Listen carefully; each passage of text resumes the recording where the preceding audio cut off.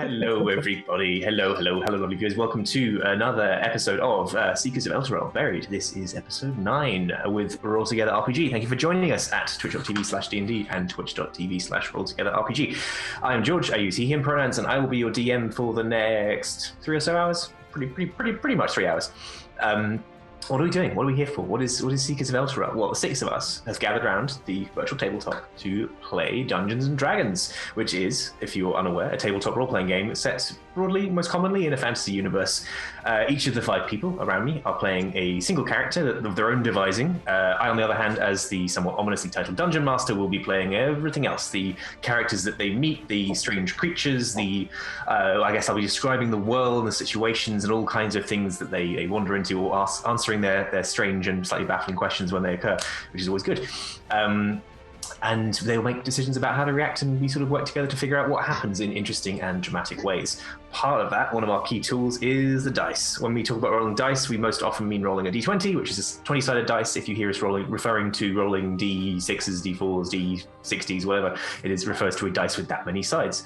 I have seen a d60, I think, and it's very unsettling to look at. It's not natural. Anyway, where was I? So most commonly, high numbers are good, low numbers are bad. So when they roll a dice roll, it's usually because the success isn't assured, or there are some interesting consequences to failure, or it will cost them something. And that's part of the fun of role-playing games, is that for all that we are improvising this, for all that we're coming together to tell a shared story, we don't know exactly what's going to happen. There is this room for serendipity and immense frustration in a positive way. So they roll a 20-sided dice. They'll add a number from their sheet. Occasionally, if they are particularly bad at something, they will subtract a number from their sheet, their character sheet, which is a statistical representation of what they're good and bad at, broadly speaking. It models the character in the game's rules. It has lots of cool abilities that they can do, spells they can cast, funky stuff that sort of bends and breaks the rules of this world. Yes, I think that's what D&D is. Yeah, if you're here for that and you haven't known that up to this point, that should be all you need to follow along. So welcome. Now is the time for me to stop waffling and let the players to introduce themselves. So if you can give your name, your pronouns if you wish, your character's name info, like what they are, what they do, and how they're feeling at this point, which we'll come to because we left the story last week at quite the moment, I think. Starting with, please, Niall. Hello. My name's Niall. I use he, him. I played Barder Tana, who uses she, her. She has just aired pretty much if you imagine having a lot of dirty laundry, imagine just throwing it out into the street and letting everyone see, just getting it all out. So yeah, she's pretty vulnerable right now, but I think the adventure is kind of taken and swept her off her feet again, because they've just come across a lone survivor, Warforged, which is very baffling to imagine that anybody survived out here for this long. So she's quite excited, if anything. Fantastic. Speaking of Warforged, G. Hi, I'm G. I use he, him pronouns, and I play 355, who uses they, them pronouns. 355 is a Warforged Warlock genie. Was built to come to this demi-plane and deal with trying to find the constant. And so it's been a sort of intense experience, and now they have just met, or not yet quite met, just found another Warforged, which I think personally seems to be in the wreckage of some sort of airship, which their tiny mind has been a little blown. Tiny? 355 is a very large mind. Their young mind. Well, Doc is very small. That is true. That's true. Brain the size of a planet. Ed. Hello, I'm Ed. I use he, him pronouns, as does my character, Viorica Yordash, who is a bard, which I'm just coming to terms with how difficult it is to try and find your place in the party if you're a bard, because you do kind of everything a little bit worse than everybody else. And particularly, this bard has woken up today with a sudden and deep unappreciation of people who cast spells, which means he hates himself even more than he usually does. That's a hell of an intro. All right. Rebecca. Yeah, I still try to work that one out. Hi, I'm Rebecca. I use she, her pronouns, and I play Veracity, who also uses she, her pronouns. She is a gnome wildfire druid, who normally, she's a subdued ball of flaming chaos at the moment, because she has learnt in the last day that even really nice grown-ups lie to you. So she's been on quite a journey of betrayal and forgiveness, and realizing she can walk through a battlefield of horrible mouldering bodies if she's angry enough. Awesome. Yeah, it's really good that this completely unexpected figure's rocked up, because hopefully it'll distract her from quite how miserable she's feeling. Yay! And See sadness. go on, Natalie. Hi, I'm Natalie. I use she, her pronouns, as does my character, Valka Heartsong. She is a barbarian, path of the guardian ancestors, something like that. There's ancestors, Yeah. they're guardians. She's a barbarian. Did I say barbarian? Yeah. Good. But saying it more often is good. I feel that's a very barbarian. She's a barbarian. Yeah, they're very emphatic as a character class. I feel like my brain was working until literally you said my name. But she hits things. She's an older lady, and emotionally she's very excited because this is exciting adventure, but also concerned because she didn't appreciate like the level of adventure this was going to be, and is worried she's a bit out of her depth, but also is trying to roll with the punches as much as possible to maintain team cohesion and provide a warm shoulder for people to lean on if needed. I thought for a second that team cohesion was a team hashtag, like hashtag team cohesion, which yeah, could be. What class is she again? A barbarian. Oh, yeah, that's it. Oh, right, okay. Yeah. Thank you all very much. The stream, as I said, will run for about 3 hours. There'll be a break roughly in the middle, give or take, because we're improvising this for the most part, so we don't know exactly when that'll be. But a suitably dramatic moment in the middle, we will take a 5-10 minute break. Before we get to the Dungeons and Dragons, first I get to talk about our wonderful sponsors and supporters. Our first sponsor is Hero Forge. I should actually have one in front of me next time. These lovely custom minis. So on HeroForge.com you can build. This is Barda, by the way. On HeroForge.com you can build incredibly intricate miniatures of your characters, your NPCs, like anything you want to build really in this regard. They support a wide variety of game systems. It's not D&D specific. You can build things that fit kind of any RPG system or anything that you just want to create a miniature of a character that fits one of these styles. They do obviously fantasy stuff. But they also do modern world, science fiction, clockworky, steampunky. There's lots of options that keep adding all the time. You can combine them to get weird and interesting sort of pastiches of different things, and just it's great to play around with. We have done a video with each of the players where they built the character that they're playing in this campaign on Hero Forge, and they are the miniatures that you'll be seeing today. So if you want to see those and see the Hero Forge build in action, you can head over to our YouTube channel, youtube.com/rolltogetherrpg, watch the Meet the Characters videos as they are named, see how the tool works, see what it's like to build one of these characters, and see if that generates some ideas for you. And then if you like what you see, head over to heroforge.com and build your own. Really love these things, so thank you, Hero Forge. Our next sponsor is Ultrapro. Ultrapro are another side of the physical tabletop accessories for making you play better and cooler games. For D&D, that means they've got dice. I'm using my lovely antique metal dice. They will learn to love me. Hopefully, they've not got many episodes in which to learn this, but we'll get there. There's dice, you've got character sheet wallets, card sleeves, so if you use things like spell cards or condition cards or other things there, they can help keep them in good condition and organize them well if you want to do things like that. Likewise, you can do things for other board games. You've got, again, card sleeves, wallets, that kind of thing that can help organize your tabletop stuff and just make it better and tidier. Big fan of all of that. So you can find all that at ultrapro.com. We will be doing a giveaway in the chat to see what the mods are saying. I will show you an example of one of their figurines of adorable power. This will not help you be more organized, but it will help you be more grumpy at the table. It's great. They make these as this gazer. They have other ones like GIF and owlbears and all sorts. Keep a look in chat to see how you can win one. Or similar thing. And thank you, Ultrapro. We are supported by D&D Beyond. On the left, you should see an overlay with little icons of the characters, and you can click on them and see what they do. You can see the character sheet, the thing I mentioned before, that shows what they are mechanically speaking and what they can do. So if a player uses an ability and you go, oh, what's that?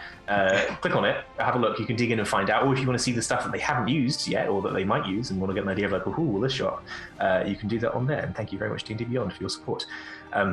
Also supported by Level Up Dice. I have these appropriately named table shakers, these giant percentile dice, which I do not roll on stream because my everything is balanced very precariously, and they do live up to their name, which is lovely. And slightly smaller but still oversized. I think I held this one up before, but for comparison's sake, you've got that. D20. Thank you, Level Up Dice. We are also supported by Idle Champions of the Forgotten Realms. You can type ! code in chat to get this week's chest code. You should also see it at the bottom of the screen right now, so you can take that and claim your free chest. Idle Champions, of course, is a licensed D&D strategy management video game. Thank you for your support. We are also very pleased to be supported by Warriors of Waterdeep, which is an official tactical team-based dungeon adventure mobile game for Dungeons & Dragons. If you enjoy Idle Champions, you'll probably enjoy Warriors of Waterdeep and vice versa. There are 2 codes for Warriors of Waterdeep. It should both be at the bottom of the screen. The first one is ! Warriors of Waterdeep. You can type that into chat to get a download code for the game. And the other one is, if you have the game, you can type ! WOW gems to get a link to receive free gems. If you forget either of those or you miss this intro, you can find them at the bottom of the screen, but I guess you'll probably figure that out by yourself, because if you miss this bit, you won't hear me saying this bit, so no. Thank you to all of our supporters and sponsors. We are on social media. We're on social media everywhere as Roll Together RPG. You can find us on Twitter, Instagram, where else? Other places where they make social media. Other social media sites are available. We also have a Patreon. Thank you to our wonderful D20 club who support us on there. You can join them. Join our D20 tier. You can just support what we do. You can get our newsletter. You can sort of learn more about the kind of behind the scenes and what we're making. And as we get more support on there, we're building to new tiers, new support tiers, and unlocking other goals like a community Discord server and so forth. So please do check out patreon.com/rolltogetherrpg and consider supporting us on there. This show is also available as a podcast, as are all the other shows that we make. So if you search on your preferred podcasting app for Roll Together RPG, you should see the dice head on there, appropriately enough, and you can subscribe, you can grab individual shows, you can catch up on Seekers of Elturel, you can catch up on our other shows, whatever you want really. Just check it out, and please do download and subscribe if podcasts are your thing.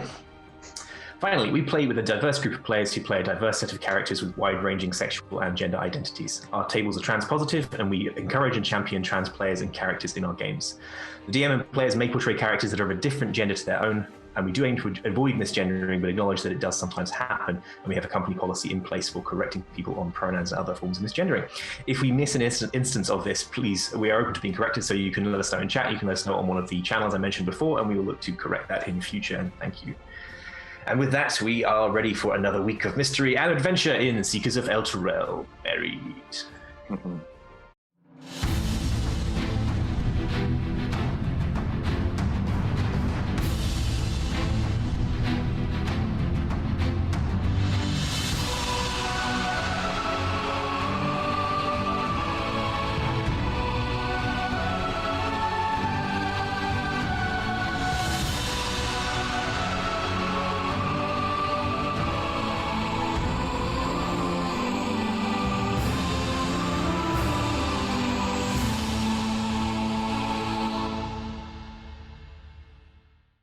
Previously on Seekers of Elturel Buried. The party are in the Hedge Maze, a legendary demiplane that once formed part of the Feywild, but which now drifts through the Cosmoverse, only coming in to reach the material plane once every few centuries or so, perhaps. There, they seek the Constant, a powerful artifact with great historical significance, which they believe to be held in the Temple of the Watcher. They were hired for this task by one Keeper Cade, an aged gnome academic and curator of the eclectic Winterglass collection at the Elturel Athenaeum. With them in the Hedge Maze is Torsten Riddlehusk, a dwarven expert on demiplanes, appropriately enough. Last session, they finally got unlost, or maybe just lost enough, and made their way to the Gateway Tree, a route through the Hedge Maze's confounding internal topography toward the temple. There, they encountered their enemy, rival, more than that sometimes, yeah, former Darvax Crowbeard, who is a large humanoid skeleton with a big barrel chest and crow feathers for a beard. Not the kind of face you forget in a hurry. Along with Darvax's crew, Lorena and Quell, tiefling and halfling respectively. Darvax tried to warn the party off, and in the process it emerged that there was this, yes, as mentioned, history between him and Barda. Barda is worried that she might have to deal with Darvax in some capacity, or that he might just beat the party to the punch and get the Constant first. Several other party members were more worried about having their trust betrayed by Barda, keeping this information secret till now, naming no names. So with that the party continued on their way. They crossed the last battlefield, the site of the last stand between the two archfey that once ruled the Hedge Maze, Drusilla the Conservator and Rack and Ruin. and onwards up to a plateau where they found, as referenced already, a crashed airship, something like that, in the middle of the jungle. And a warforged, oddly similar in design to their own 355. And it is right there that we begin tonight. So to recap, I mean, that was the recap, but to specifically recap the exact scene. Yes, you just come up this plateau. This airship is broken in two. There's a big gap in the middle. The two halves, the prow and the bow, are separated by a reasonable distance, but they kind of together they provide a bit of shelter in the middle. And in the middle, there is this makeshift camp, which at a glance is made out of wood that is probably taken from either parts of the hedge maze or parts that are clearly taken from the strange dark wood of the airship itself. There was a cooking fire, there was a hammock, there was a cot. Sorry, not a cot, cot and a hammock. There's a hammock, there was a chair. There's definitely an effort to make furniture.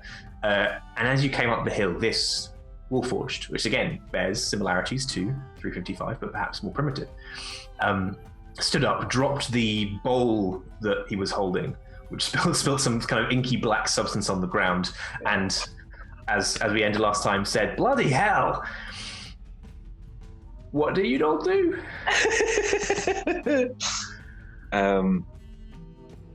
Oh, that's fascinating. I think 355 just kind of freezes for a moment. He doesn't fight or flight, he just freezes. The other Warforged does the same for the right. There's like a freeze, like, what? Friend of yours? I do not know this person. Should we be worried? I have no idea. Austin, is there anything in your note? No, not at all. And this sort of points between the two of them. Like, how far away are they?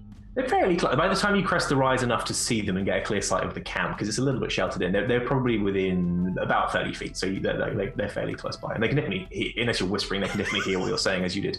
I think I'd take a step forward, but not get. Maybe like another 5 or 10 feet. Yeah. They are doing roughly the same thing. They're definitely like assessing the group and like making a slow, cautious advance of like. Love if they were mirroring each other, but I imagine. Oh yeah, no, not quite. Yeah, no. I didn't think. I thought hallucinations was off the table, but. Hello. Hi. Hello. Are you real? Yes, we are. Great. I think that's Who good. are you? Who am I? Who are you? My name is 355. I was going to say you can see the cogs whirring. You might take that too literally. You can't see the cogs whirring, but you can see the cogs whirring. 355. 119. 355. How long have you been here? Well, I kind of lost track after the first, 100 years or so? It's been a while? How long have you... Are you... From the look of you, you're all new here. I mean, you're very new, points at 355. Oh, and you've still got the voice! Oh, yeah, that'll go. That'll, give it a few centuries and, that'll... Yeah, no. But, like, that's I haven't heard that in a while. What? I do not understand. Whose voice? Oh no, just that very like clipped. I am 355. I am 190. Like that. Just maybe that's just you. I don't know. Sorry, but like I started similar that way, and then it kind of hit. Who were you? Also created by Keep an Eye. What's your passive insight? Oh, I mean, any question for anyone really, but I think specifically. Mine's only 13. Okay. 18. 18. Tell me things. Mine is 17. Yeah, okay. So the higher of those numbers, like you said, 17, 18 definitely, probably a little lower. It's not that well hidden. So I think for this particular thing, I would give 355 advantage anyway, which would boost your passive by 5 for these purposes. So you definitely pick this up. There's definitely like an that element of like going cold at the name. Yeah. Like there's like a sort of visceral reaction to that. Yeah. Yeah, she Can Can Viorica, as somebody who knows, who has no insight or perception, can he do a history check on the crashed? Yeah. Ship? What do you want to find out? What are you looking for? Well, to see if I can figure out the period that it came from. By the, I mean, it may be that I have no insight on it at all, but it's sort of, I can match the period to the robot if he came in on this ship. So make a history roll for that. That's fine. Yeah. 11. 11. You don't think they are from the same time. It's kind of hard. It's like looking at 119. You can see. Well, initially you might mistake it that they're made from the same material. They're not. Like most of what he's made from is the same as what 355 is made on, but there are definite patches where there is some of this wood from the ship, this darker wood that has been put in, presumably to replace or repair. Self-updating. Yeah. You're not sure that they are from the same time period. You get the sense that the ship is definitely old, and it's not. The design is comparable to things you've seen from the material plane, but it doesn't feel like a recent design. So it's either it's very old from the material plane, or it's from somewhere else. In which case, it's a little harder to date in that regard. It could be just a quirk of different places and planes, or it could be old. Cool. Okay. Interesting. Did she send you? Did she send you here for me? No. Did she? I'm afraid I was not aware of your existence. Oh, I see. Right. I mean, you can join me by. There's a very low fire in the middle of this thing with the sort of cooking tripod. You can join me by. I have the one chair, but you can have a sit down and a cup of. Oh, spots the spilled bowl. Oh, shit. Scoops a little bit back of this stuff in, and it's very grimy. It looks gritty almost. You can see it's like when you have a stew or a sauce that the flour hasn't dissolved in properly. It has that kind of feeling. Well, that's ruined. Have a sit. Do you eat?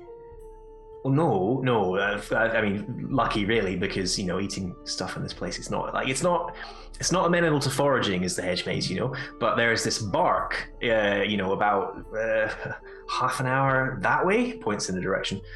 Well, relatively speaking, there's this tree with a kind of fire in the trunk, and you can scrape off the bark. You get that, you grind it down, you combine it with there's a spring about and a couple of hours greenwoods, and then you make this liquid. And I mean, you all points at the 5 organic ones of you. You probably wouldn't like it, but I mean, you 355. Yeah, this is it's a good time. It's a good time. I see. I am sorry. I'm finding this all very unusual. Oh, big same, pal. Like this is. I mean, I'm still not 100% sure that I haven't just been here too long, but it's welcome. It's a welcome change. Most things here don't talk back. Well, if it's not rude, how did you get here? Well, that's a story. Do you want to sit? You can stand. We can all stand. It's fine. Veracity plops herself down. Right. What's everyone else doing with that? Yeah, take a seat. Viorica isn't actually going to sit down. If this comes across as not competitive, but as in if this comes across in the wrong way, he has no idea. Right. But he wants to sort of keep vaguely looking at the ship and stuff like that, not ignoring the story that's being told, but just as in looking at it from different angles and stuff like that. Yeah, that makes sense. Yes, and 119 sits down in the chair. I'm not gonna play this out because it would be infuriating. But you notice that he has a tendency to either interrupt people or speak over people slightly, or leave slightly too long before responding to something because interesting. To things. Again, I'm not gonna do that because if I'm playing that remotely, it would be infuriating. But yes, right. So I came here. Just looks at you again. Wait, are you here for the constant? We are. Ah, fuck.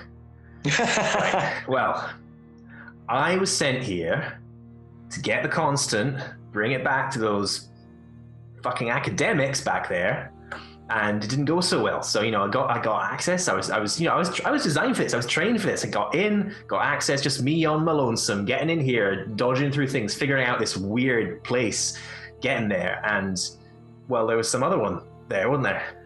Big bugger. Dragonborn guy. It was all like, entropy comes for us all, and you're an abomination, robot, and he beat the crap out of me, left me for dead. And by the time I fixed all that up, my way out was gone. And so here I am. Who was this Dragonborn? Oh, Rika? I don't know. Just they were here. I think they wanted the same thing. We got close to the temple, and he just like jumped me. But he did not get the constant. Oh no! Points. There's a skull on a stick nearby. Like it's clearly a dragon bone skull from the shape of it. It's like, oh yeah, he's my best friend now. Amazing. Oh, I see. Yeah, we made up. It took a while, but Do you think before he died? No. I see. Good listener now, though. Better than before. What's that? You? Rika, do you think... Was he here for the constant for himself, or do you think he was here for someone else? We didn't get... It's only really later that we've got to chatting, and like I say, he's not good listener, bad conversation. It's never really explained his motives, but, So, I mean, I'm guessing so, but... I mean, I don't know why the hell anyone else would come here. He said, have you seen this place? It's awful. Yeah, have you seen the Constant? No. Then? No. So, since you've been trapped here with Rika, and she points to the skull and gives it like a polite nod, you've still not made it any further into finding or... Oh, no, I know where it is. It's in the Temple of the Watcher, like that. Yeah, that's kind of part of the whole deal. But like, since the way out's gone, it's not really seemed worthwhile, like having myself torn apart trying to get in there if I can't get out with the constant. So I've just sort of left it there. Well, would you like to go home? I mean, yeah. As above, this place is awful.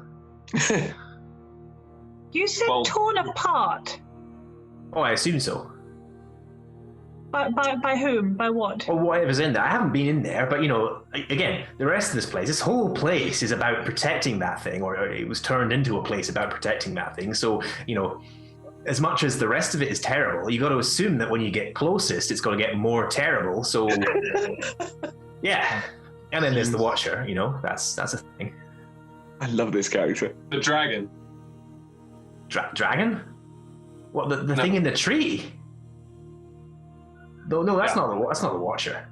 Oh well, helpful thinking, I guess. That's just I don't even know what it is. I assume it's a parasite or something, but it mostly stays in its tree. Okay. What do you know about the Watcher? Well, assesses you, pauses. Like there's a slight like mode shift, and like very much is just like okay. What are you going to do with the information if I tell you? You're not going to leave me. You're not going to leave me here. You're not going to go and get it and leave me behind. I will not leave you here. I understand that. I get the feeling you do not like Keep an Eye there, and I would be interested in hearing more about your relationship with her, but. Her and Cade both. Like, I'm not. If I get back, I'm. There are going to be words, lots of them, strong. I've got a lot of words after this, and the fact that you're not here for me. You're here for. Yeah. Well, that's as I said, I was not aware you existed. No. Now that I am, I will not leave you here.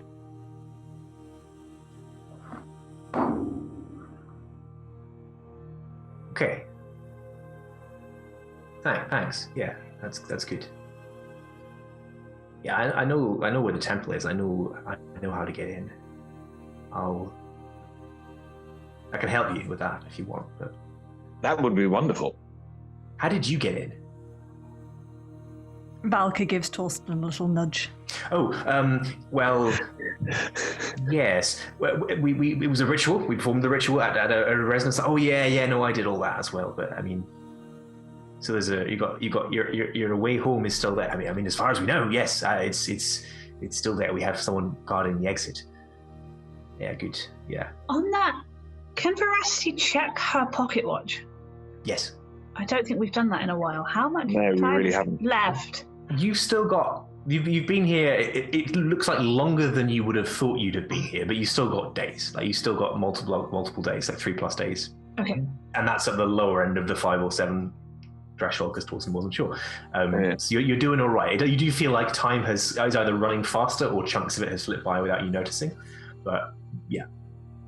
Yes, Is it worth, while we're taking a little moment, I understand Veracity, Viorica, you can communicate with people who aren't here. Is it worth sending a little message to Ari and making sure how they're doing? I didn't pack that spell because it only works for people on the same plane, and I thought I'd be with people on the plane. I'm really sorry. I didn't. Yeah. I have got that, but I know that you. Well, I'd say I know. Viorica has that, but I'm pretty sure you can't send it into planely, can you? You can. There's a 5% chance, off the top of my head, there's a 5% chance if you use a sending spell between planes that it fails for reasons you don't know, but it's still like, I think that's still 95% chance that it works. But this Ari's is still on our the plane. same Ari is on our yes, plane. correct, yes. Oh, fine. Yes. So okay. Harry is watching our way out, is Valka's concern. Yes. And he's about to get married. 3 days from retirement, imminent marriage. Maybe on the way. Expecting the first baby, yeah. I only have message, which is only got a range of 100. Oh, okay, yeah, no, you don't have something to know. Yeah. If we sleep, I can remind myself how to do that spell while I'm asleep, and I can do it first thing in the morning. I think it would be useful to check in at least at some point. A good idea. Ed, were you going to say something before? It was only to say that can Viorica? So Torsten said what am I trying to say? He said we don't, at least as far as we know, about the exit still being there. So. This isn't Viorica saying it to him. This is Ed trying to play out that Viorica is slightly going to have, there's a cold clutch at his heart when he hears that, as far as we know. Yeah. I guess there's nothing we can do. I was thinking he was going to do something in response to that, but actually no, there's nothing. He's just going to have the cold clutch. Torsten, from this conversation, wait, did you say keep a Cade? Yeah? Cade's never said anything about this expedition. Was, I mean, it's Cade's sort of brainchild, but it's all me. It's all I organized I pushed for this. I'm the expert. I researched this, and if Cade knew about this place and everything before, I mean, why didn't they say any of it before? I mean, you must be wrong. Must be a different Cade. What happened between Cade and Nyla? Are you asking to 119? Yeah. Oh, I mean, they seem to get on fine. They just seem like, I mean, they're not like besties or anything, but like Nilo had her whole, building machines, building Golomancy, building something like us. And she pushed for, when Cade was putting this together, she pushed for, send one in, send the purpose-built machine for the job. You don't need any of the other bits. You don't need to risk people. You don't need to low risk to people, and better chance of success because you're one person going on their lonesome. But and Cade, they went along with it. Is there a possibility that Cade might actually be evil, and we definitely shouldn't give them the context? Constant. Yes. I mean, isn't it more likely that they just fell out? Nilo clearly cares about you, probably assumed that you were dead, and, they fell out over it. I'm less worried about Cade and Nilo and more worried about, like Torsten was saying. He's the absolute expert and has done all this work, and Cade's pretended that it's the first time in all Torsten's work. And if they've hidden all this stuff, that's super dodgy, isn't it? Yes, it's not done. Why would you hide if they knew enough to put something? I mean, maybe they didn't, but they've never mentioned any previous expeditions. They behaved like this is the first time. Well, maybe we should figure out what they've got to hide. And wait, the convergence only happens once every few centuries. I mean, I know Cade is old, but how old were they when you were there 119? I mean, they seemed in their mid-hundreds. That's awfully long-lived for a gnome. How old is I've never met Keeper Nilo. How old is she? Who are you asking? The room. Anyway, I mean, I guess 355 will have an opinion. You won't know her precise age, but she is an elf, so she can, in theory, live for a very long time. But a gnome. No. Gnomes live for a long time. Gnomes live for a long time. It's in the multiple hundreds of years. Oh, okay. Still. So they could have done this back in their heyday, and buggered it up. That's very British.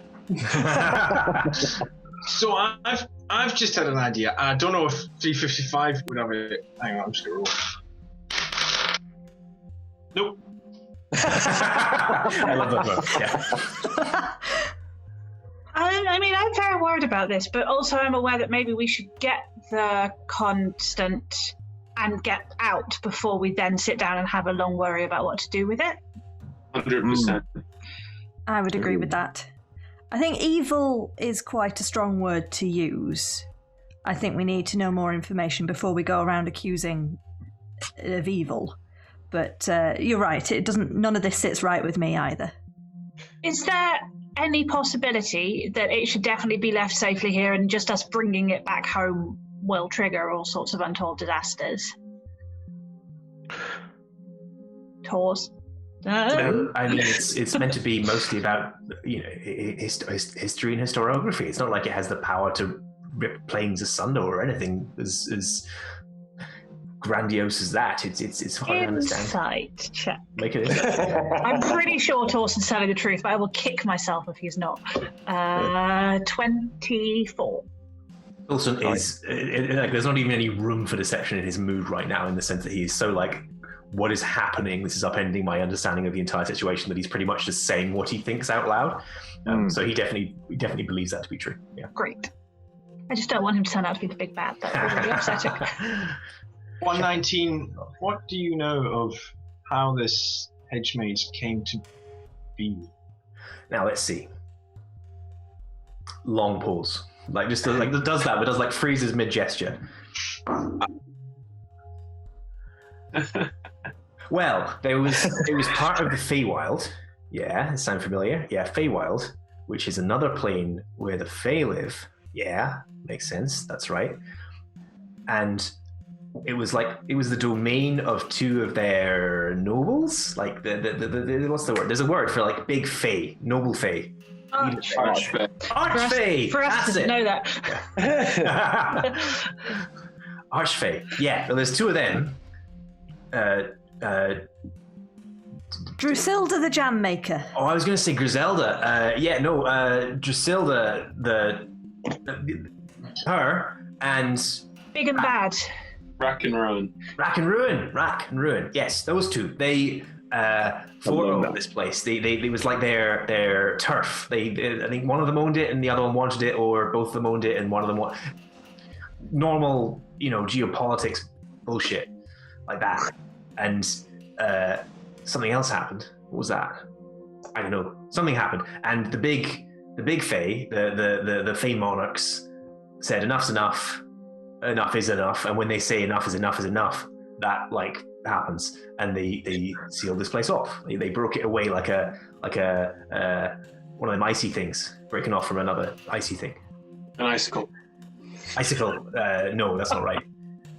Sure, why not? Iceberg. Cosmic icicle, yeah, and then we're here. I guess that's it. And Do you know where the Archfey ended up? No, I assume they stayed in the Feywild. Like that's kind of their, as much as this was their place, they have their other place. They have the Dare domain. Like I assume they were given a new domain. I don't know. That's a bit lost. Torsten's like, yeah, some of this is what I've learned to study, but some of it is all new. Some of it is this sounds different. And this was all. Where did you learn all this? Well, it was in books. Books at the time. There was this. What was his name? I don't know. There was this academic who wrote a bunch of stuff about it and studied it, and I assume it came from old myths and legends, and then that's what I was taught. Oh. It wasn't Torsten Brittlehusk, was it? No. It was. Just checking. No. Can I try? Oh, it's just a history check, but to see if I can remember who he's talking about. Go for it. Yes. In the meantime, if Torsten very difficult to try and 119 could have a long conversation with each other, they've got two different energies, so this is it's really fun. The other academic wasn't called Penterton, were they? No, it was. Too young. I'm just Garbax. I'm legitimately trying to find the name in my notes because I wrote it down. No, go on, Ed. I just rolled a natural 20 for a 27. It is impossibly precise knowledge. You have a name who you think it might be, and that name is Cavil Renfar. And you can't, it's so obscure that you could. This is like one of those things where you can't explicitly remember where you've heard this. You can't remember what exactly they did, but they are like that. It's like a pub quiz, and you suddenly go, "The answer is this," and I don't know why. Don't question me. Yeah. It's just bubbled up in my brain. So hang on, Cavil Renfar. Renfar. Like Renfar. Ren like REN, and far like far away. Yeah. Oh, so. Yeah, there's no Renfar. Okay, cool. Cavil is in Henry. Cavil is in Henry. Yes, all right. Yes, Cavil Renfar. Renfar, that was the chap. Yeah, rugged guy, like obsessed with putting things in museums. Yeah, no, that was it. Yeah. I have no idea where I know that name from, but that is interesting. Well, I think he was at the Athenaeum. He was attached to it. I don't know. Anyway, like that was where a lot of it came from. So maybe Kate didn't know this stuff. Although screw them, to be fair. I feel like we should focus on probably getting the constant and getting out of here. What you said, well, one, you know how to get there, so which way? Two, what is the Watcher? You said it assesses us? Oh, I mean, did I say assesses stuff? I don't remember what I said. Well, I mean, no, I mean, I genuinely don't remember what I said about the Watcher there, but well, no, it's like there's some. You must have felt it, right? There's a guardian sort of spirit thing to this place that it's here and not here. It's not a dragon as far as I've seen, but I've never seen it. I've just felt it, I felt it too when we were in the woods before the battlefield, I think. I couldn't see anything, but it was definitely something was watching us. Like a big alien presence, like something just there behind your head, almost. Yes. Is it possible to make an insight check to see if I can feel it? Sure, yeah. Veracity just shuffles so that her back is against a surface. You just put yourself up against the air. Yeah. I suppose that's a good point. I use the past tense then. Could Valka still feel it?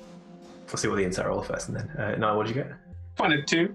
22. You can't now, and Valky, you can't now either. There's not that same there was definitely a sense of being watched before. Like it was not just it was a prickling on your awareness that now, even when you're listening for it, looking for it, feeling for it, you can't sense it.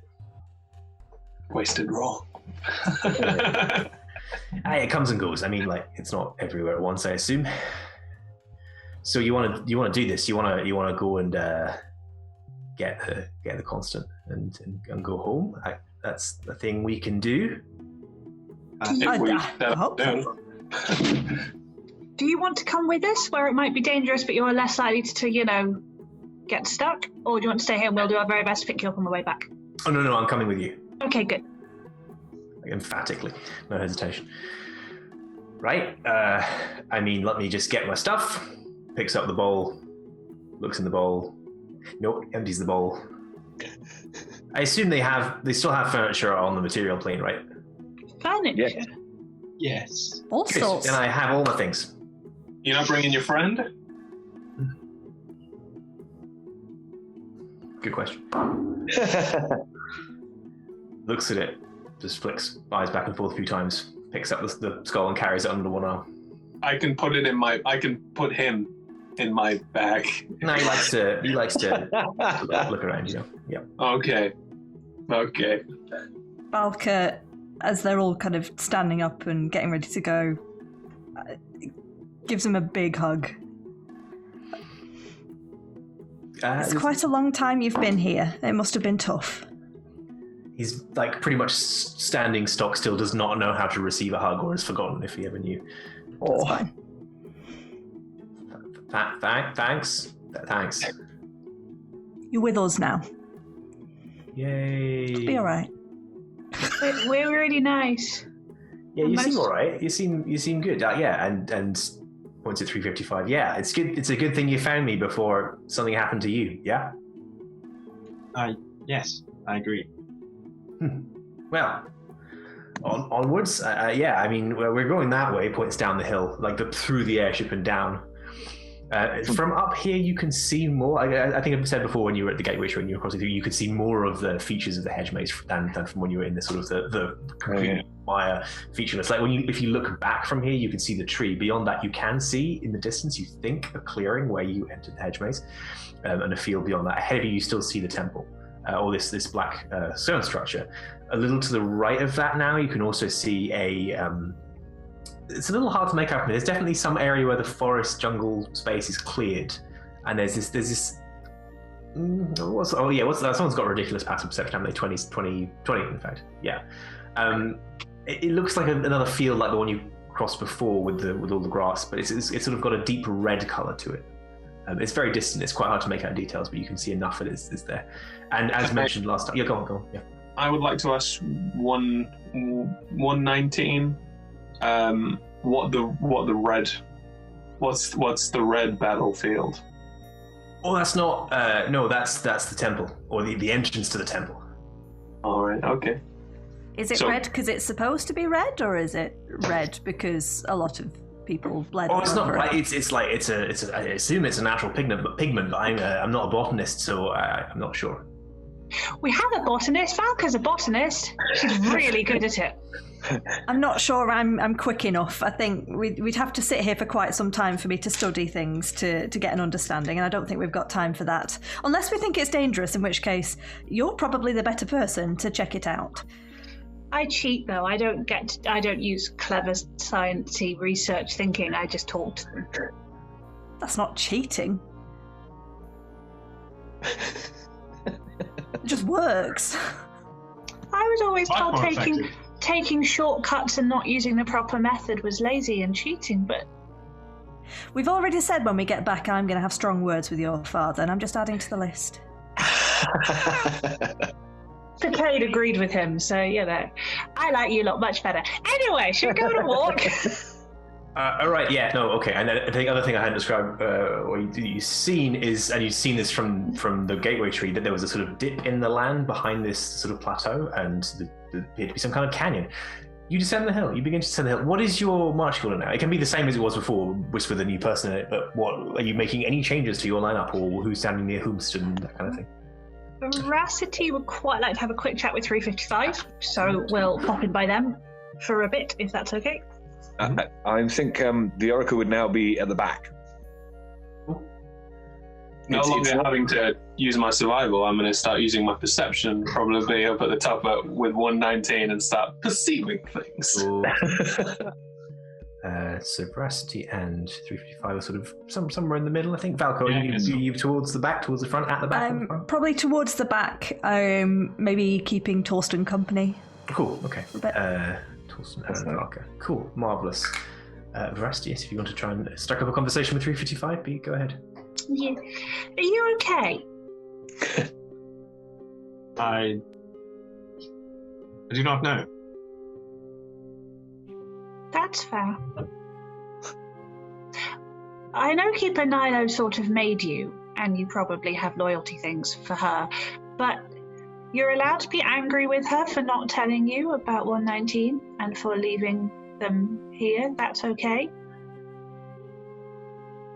I do not believe I am angry at her for not telling me.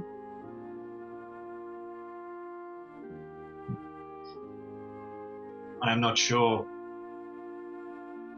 Obviously, what 119 and I have a lot in common, but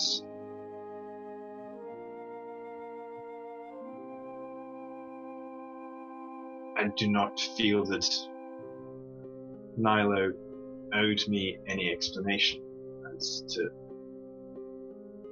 what came before me. The fact that he was left here is a different matter, but the entire situation is very confusing.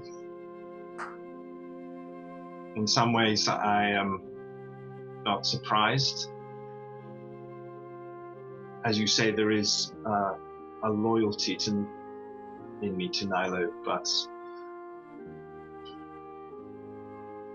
and there is a deep amount of feeling, but I would not say it is the same as a parent's relationship, and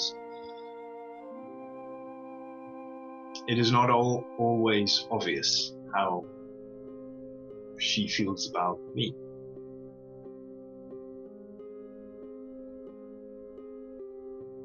You do know if you you're not getting left behind here. We're not going to let that happen. I do. Okay. And if it somehow did, we would break all the laws of planar travel to get you back. So yeah, it's not going to happen to you, and we're not going to leave 119 either. Yeah, Thank you were worried. Can you teach me how to fly? I do not believe so. Oh. When we return, I could talk to Keeper Nilo. She might be able to fit your body with the same sort of mechanisms that allow me to fly. I do not really understand how it works. It may require replacing your limbs. Oh.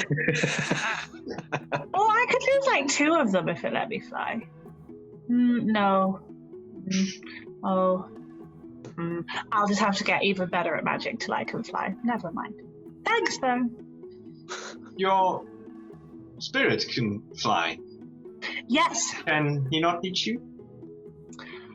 I suppose he could carry me.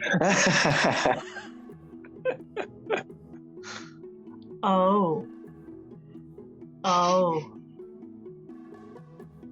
3:55, you've changed my world. I'm glad to be of service. I think Veracity, this is now wanders along in a little daydream. She's gone. You've lost her for a bit. Ooh, anything else while you're on your way down the slope? Is there any things that 119 can tell us about how the environment changes, and a bit more understanding if you about want to ask how questions you can. He will not offer the information, partly because he's not used to offering information to anybody. Saying stuff to him. So, what have you learned from living here for so long? Oh, well, I find it's best to stay in one place and not go anywhere if at all possible, but there is a logic to this place. Really, once you get past the tree, I haven't been back past the tree. I went back there, was it once, twice? I don't know. But back there, things are, it's harder to navigate. You get stuck easily, you get lost easily, and wherever you want to go somewhere, you just get dragged back to that fucking web of those things. So don't go there. But that's the border. So if you need to cross back, that's where I came in on, and that's where I was sort of supposed to get out from. But that's where we need to go back to. yeah, I mean, just it's tricky, but as long as you're not trying to get anywhere too specific, you can usually end up either at the gateway. Well, no, it's getting back to your exit point is hard, because if you don't want to go somewhere, you usually end up at the tree. If you do want to go somewhere, you usually end up at the web. So you've got to try and aim for the web in the same way, right? So I think the web is kind of the best place to go if you. Well, no, it's the worst place to go, but sometimes you have to go through it to get. Oh no, we did that. This is not my first rodeo. Well, la-di-da, great. On this side, it's a little simpler because you've got the pathways, you've got the crystals. They tend to the crystals, the land around them changes, but they stay in one place more or less. And there are some spots that are more stable, like this. I think this, best guess, this part is more like what it was when it was the domain of the Watsits. So there's more stability, but definitely it's shifty. It's a shifty place. It's all that Fey nonsense. So the idea is that we have to go. Once we get the constant, and once we reach the gateway tree, we have to go back to the web to get back to the start. Yeah, that's the theory. I haven't done it in a few hundred years, so I'm assuming it stays the same, but yeah. Right. Wow. Hey, that's shit. Welcome to the hedge maze. It is shit. Yeah.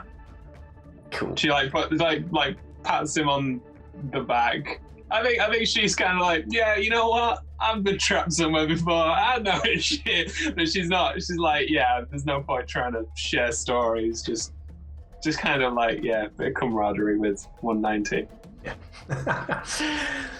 You descend from the plateau. You notice there's not actually a crystal pathway here in the same way. Like you follow one up and coming down, there doesn't seem to, or at least 190's not following one and you can't spot any, which is quite a rarity.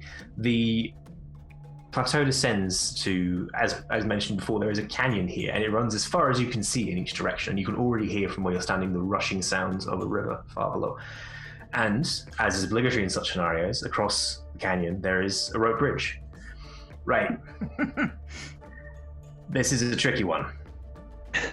The bridge looks a bit... I don't know if it looks weird. It looks exactly as rickety as you might expect a rope bridge in this scenario to look at. There's a definite feeling of heat in the air, like the plants as you come down the slope have got hotter, like they seem to be radiating heat themselves. And the air, as you move closer, and you can see as you're looking across to the bridge, the air is rippling with heat. And there's almost a smell of like, not burnt flesh, but cooking flesh. Like it could be tasty barbecue, could be horrifying immolation like that. It's very much the horrifying. It's like walking between a Lush store and a bin lorry. It's that kind of like middle thing. Yeah, rickety rope bridge, big chasm. The planks of the bridge are dark, not in the same way as not the same dark wood as the airship or the parts of 119.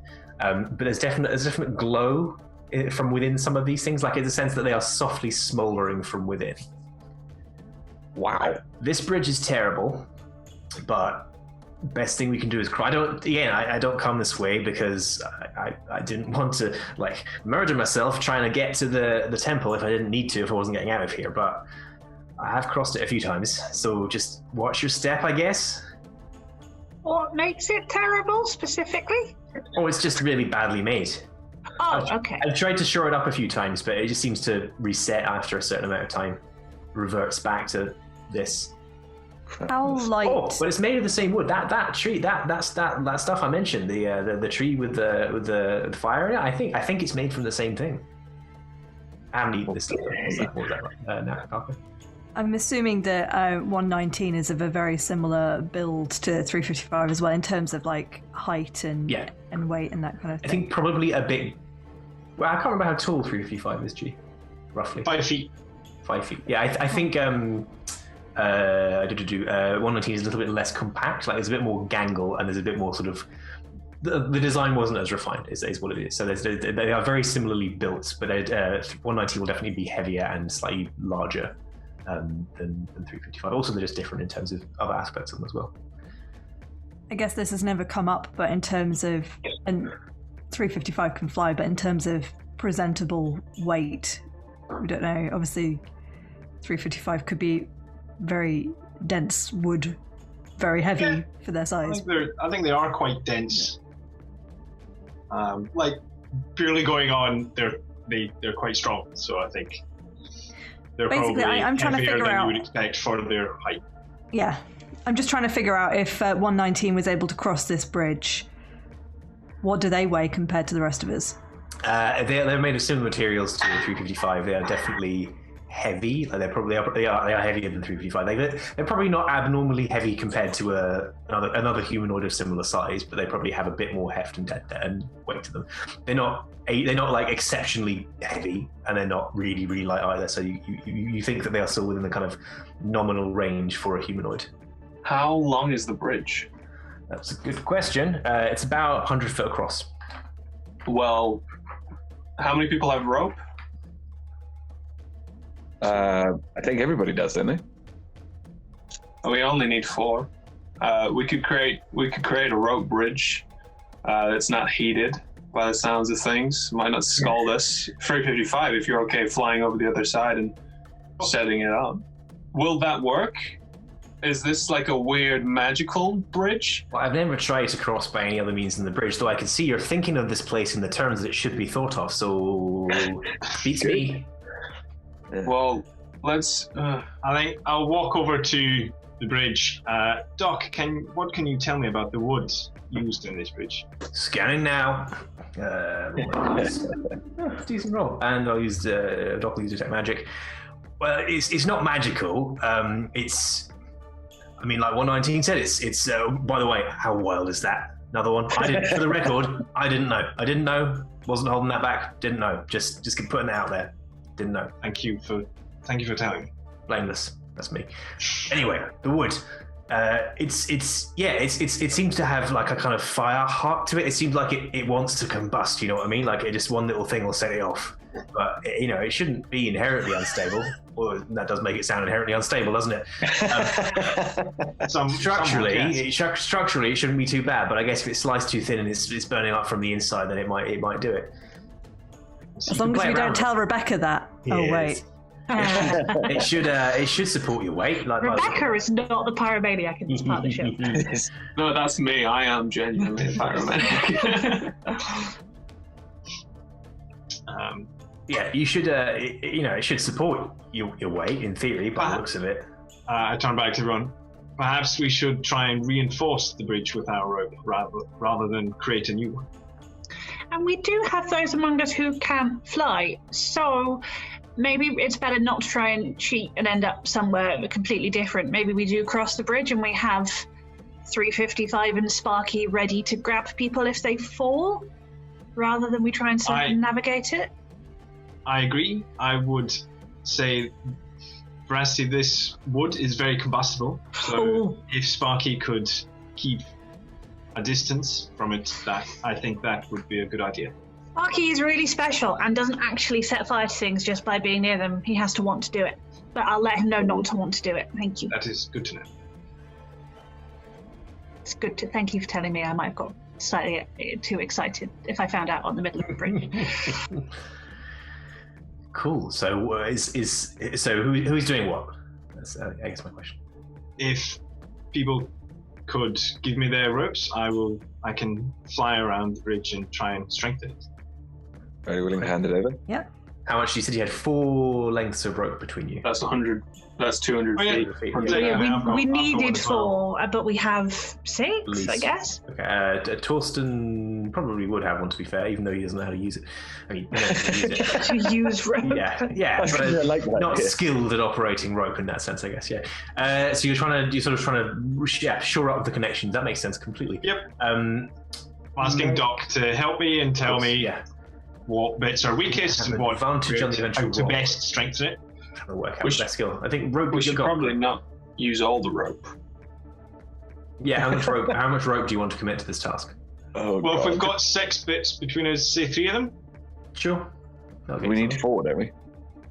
If we were making a new rope bridge, we'd need 4. But if we're strengthening this one, Right. Let's do that. You can. This rope uses usually comes out of sleight of hand. I think it probably calls more survival than the sleight of hand, but I'll ask you to do it with intelligence. because it's more about picking the right spots than it is. Okay. But you can have advantage from Doc helping you because it's Cool. So advantage and then. Are you kidding me? 8. Wow. Shame. A 5 and a 6. Wow. Oh, yeah. I haven't rolled better than I think an 11 since the start of last session. Yeah, I'm really old. I know how you feel. Like, very much. Yeah, do. I know you do. I know everybody does. It's just. Yeah, but George deserves it. Yeah, that's fair. Yeah. I think George is like slowly cursing you. I think that's what it is. Dice entropy. I set back roll so that I can drain. Yeah, I'm draining the luck. As the campaign is a big ritual to drain luck from the players. That is there. You do not make the bridge worse. You don't know if you've appreciably strengthened it, but I've written down your roll for when it becomes relevant. Just add a 2 Which you in will. front of it. Not if, when. Yes. What next? So you've flown around. I mean, how long does your each use of flying last? 10 minutes. Okay, I'm going to say you can do that in a single use, but it will take you 10 minutes to do it. So you've expended a use of flying to tie this on and keep place. In that case, I land on the other side. Fair enough. Yeah, completely valid. 119. Can you fly? No, that. Okay. I probably should cover this. Yeah, 119 is like watching like that is. Why didn't I get that? Like, yeah, no, I'm quick. I can run fast. I can jump and stuff, but I can't fly. Can't do it all the time. Can't do it ever. Shouting from across the other side. Yeah. Do you think it's best to run across very quickly or to go very slowly and carefully? How have you done it before? I mean, I've walked methodically at a normal speed, neither carefully nor quickly. I cannot really. I don't know. You have a lot in common with 355. Okay. Maybe one at a time. Yeah. Cool. Who's Maybe going first? Veracity should go first? Yes, if it breaks under me, then you're all screwed. 'Cause you're much heavier. Cool. I'm going to save Sparky in case we need him, so I will leave him for now, but he can bounce out and save anyone in an instance. That should be fine. Bye, I hope I don't die. And off I pop across the bridge. Actually, as soon as Veracity steps on, I fly again and I fly into the canyon. Okay, so you're kind of in a cattle. Because my it's still only a 30 feet speed, so positioning myself to try and catch it. Veracity, if you could make an acrobatics check for me, please. Yes. Acrobatic. That's not a big plus. That would be 5, George. 5. You get about a third of the way across before one of the planks gives way under you. Mm-hmm. Crunches straight through. Make a dexterity saving throw. I was holding on. Yeah, no, that's sure. This is to see where you are. Yes. Oh, that's much better. That's dirty 20. Fine. Yeah, but you don't even.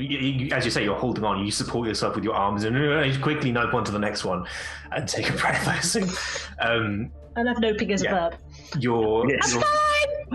Yeah, you're fine. Okay. You cross to the rest of the way to the middle, where you pause briefly, and then you can carry on if you wish.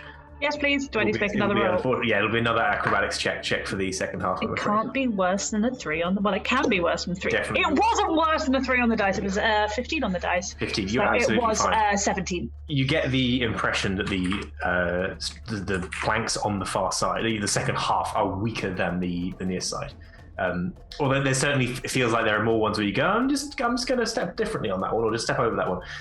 But you make it across fine. You have no instance, and you are on the far side. Can I, as I'm going, do that, like if you're scouting out when you're rock climbing, that like shouting back, oh, this one's a bit slippy, watch for, I'd step over this one. Just, relaying that information to people. Okay. Cool. You crossed the rest of the way successfully. So 355 is hovering in the canyon below. Veracity has crossed. That was fine!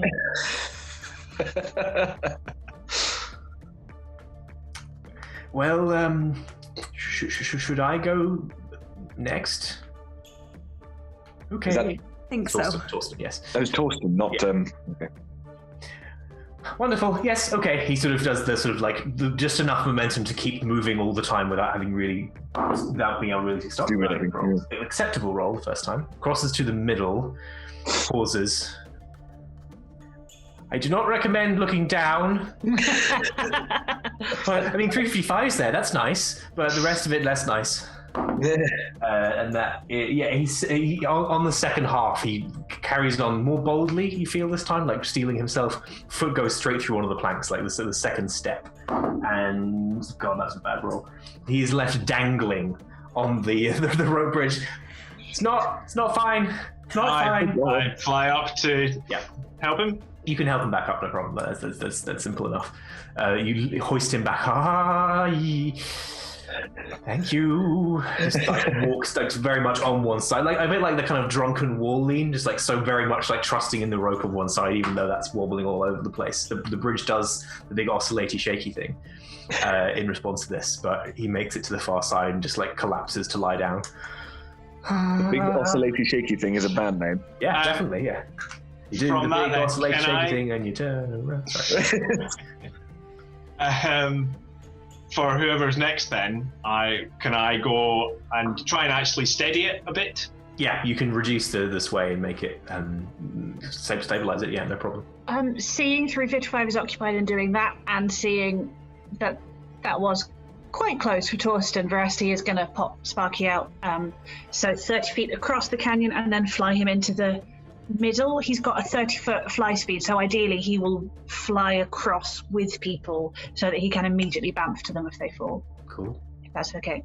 Yeah. Awesome. We're 355. Where are you positioning yourself? Are you still? Are you going to be the catch below or different side, or what's your? I'll kind of be below. I think still. Okay. Yeah. Neat. Who's next? 119 is not volunteered yet. I don't mind going last just in case more breaks. All right. Fiorica, I think you ought to go next, love. Fine. This will be fine. That'll be great. And he steps out. When do I have to take the test? First half is they're both acrobatics checks, but first up to the midpoint is one, and the rest of the way is another. Okay, so one acrobatics check. Yes, please. Oh, that was close. It's still not good. It rolled firmly over a natural 1 and is in fact a total of 8.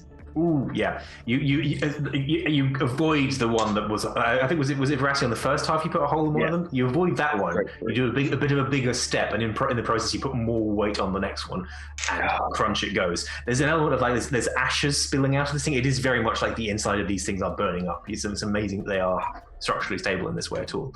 It is a dexterity saving throw, please. First of all, to see how you catch yourself if you Okay. Sparky's right. You have several supporters. Yeah, the support team are on hand. Dirty 20. Dirty 20. You're fine. Again, like Veracity, you stabilize. Okay.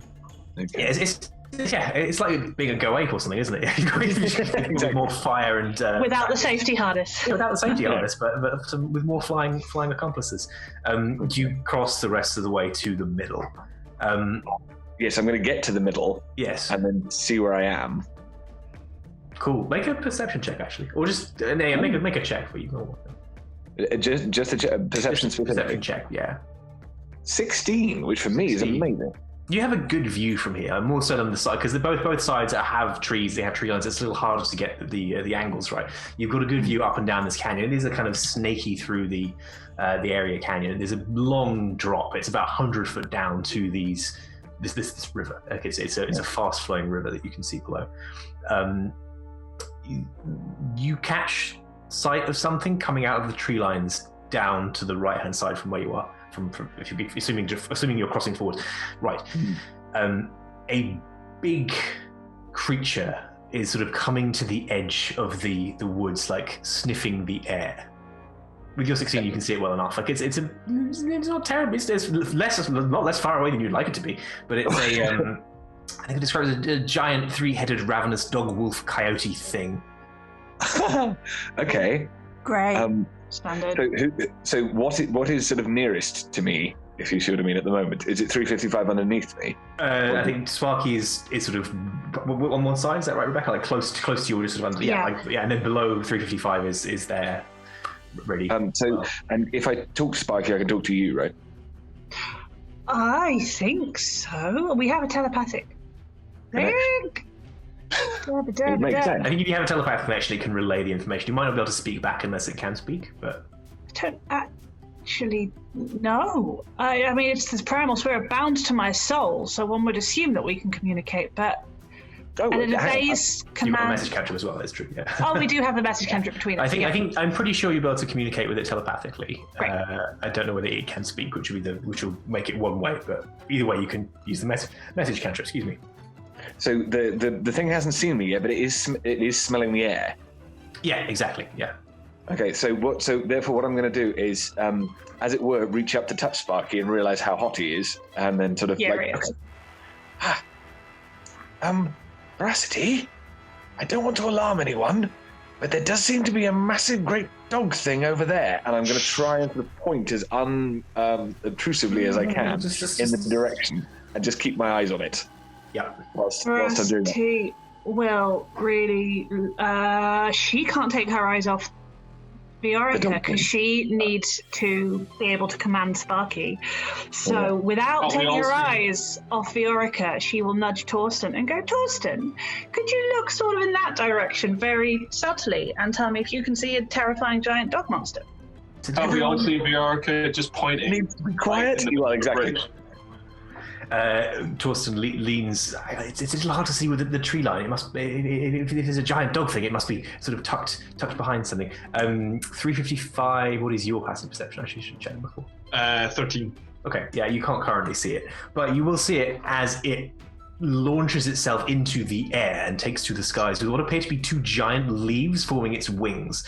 What? This is a true horror gestalt chimera entity of things. Oh my god. Going to start flying towards the bridge, and you'll be surprised to hear we're going to roll initiative.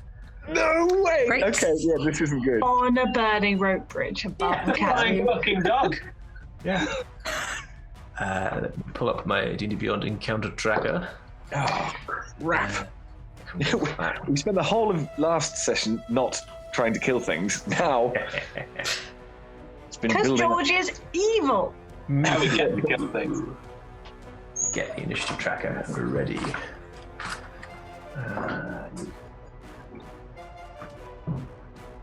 Great. Yeah, roll your initiatives, and I will just call for them one moment when I have our mini stand for the lovely Hero Forge miniatures. Get them off for the time being so I can put them back on again. Okay. Has anybody rolled higher than a 20? 24! 24! Nice. There you go. 24 for 355. Again, betting odds. Anyone above 15 or higher? Yeah, either Valka? 19. 19. And Barda? Sweet 17. 17 and 19. Wait, no, 18. Sorry, I can't add. All right. Sorry. Who else? 10. You can just tell me. Veracity. 14. 14 and Viorica? 10. To 10. Oops, I put 16 over 14 because my fingers are in the wrong place on the keyboard. Some strange number that has an apostrophe in it, and here we go. Oh, it's I didn't know that. That's because I was hovering my mouse over the initiative thing on Beyond. I know you can do this with hit points, but you can do the mouse scroll wheel to turn. Oh, really? Cool. Very clever. Actually, super useful because I can just do it with one hand. Sorry, Viorica, what was yours? Remind me. 10. 10, excellent. And I need to add Torsten. Lest I forget. Oh yeah. And Get out of the way, man! 19. Let me roll for both of them. Torsten. That's a surprisingly good roll for me. And 119 is an even better roll. So there we go. Done, and I can hit start on the encounter tracker. 355, it is you. Everybody assume that you are aware of this thing if you do not have direct line of sight. Like, it is flying down the canyon towards the bridge. It's, okay. I think it's about 80 feet away, but I will confirm that right now. Holy crap! So I'm just waiting in the middle of this bridge whilst this thing. Pretty much, yeah.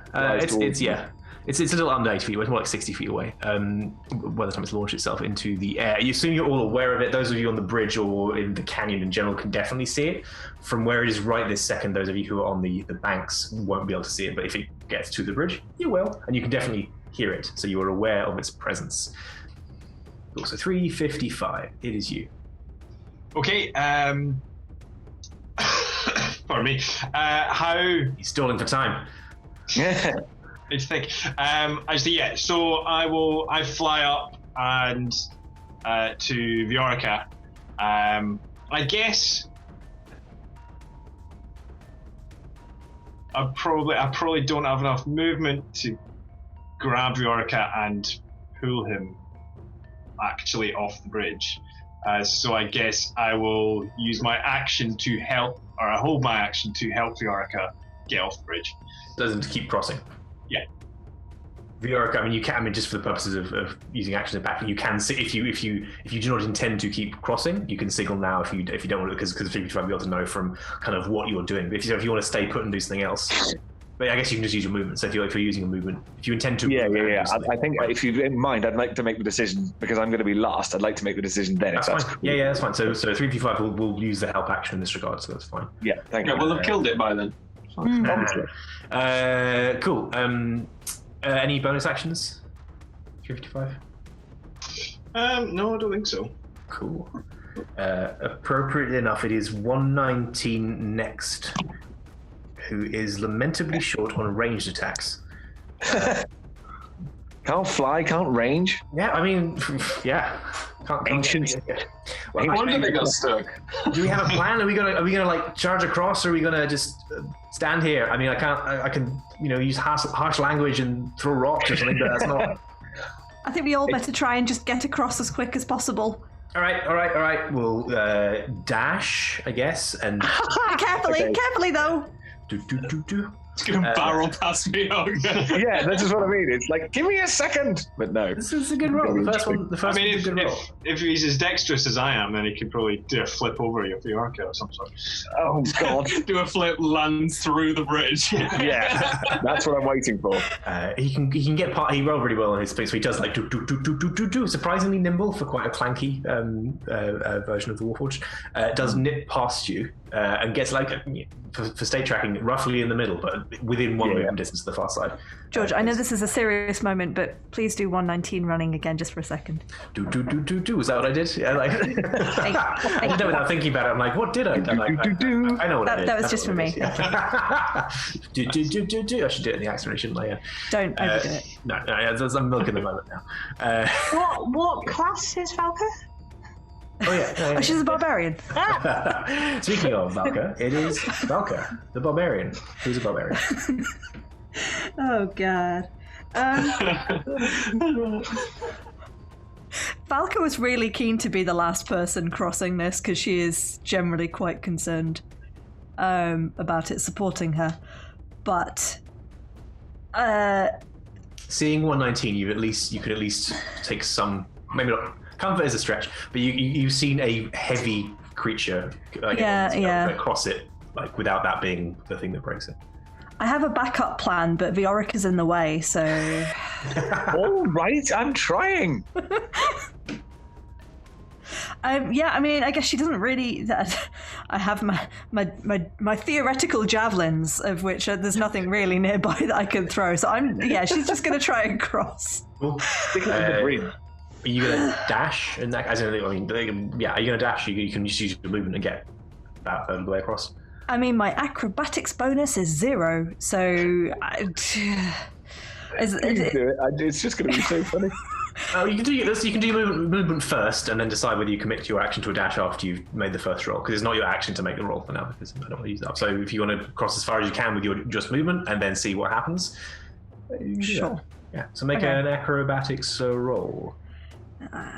Do I trust the digital dice roller? Acrobatics check? God no.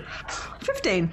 Yeah, you feel good. You can keep going. If you wish, you can take your action to dash and move further, so you can be good chunk of the way across, 2/3 of the way across or so.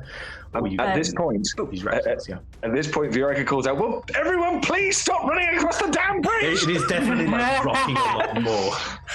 Well, hurry up then!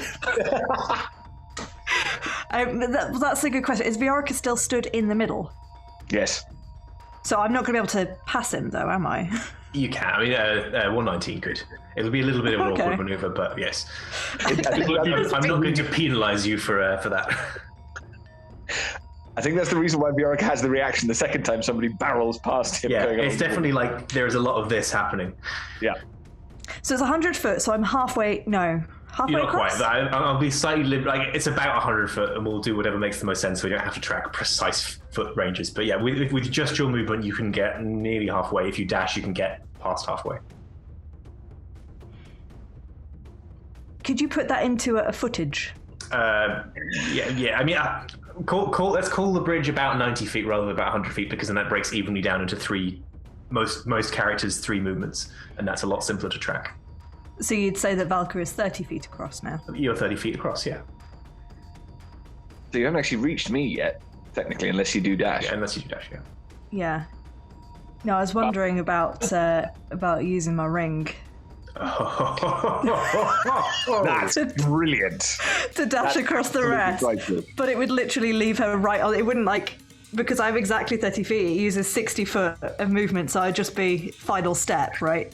Pretty much, yeah. But there needs to be something there for me to attack to get there. So the only thing I will let you try and blast the bridge as a sort of like little jetpack boost, but that's probably not the design. No, I think I will just dash and I will hold on to that just in case it's needed for the next. Can you take Viorica with you? Just I'd have to attack him.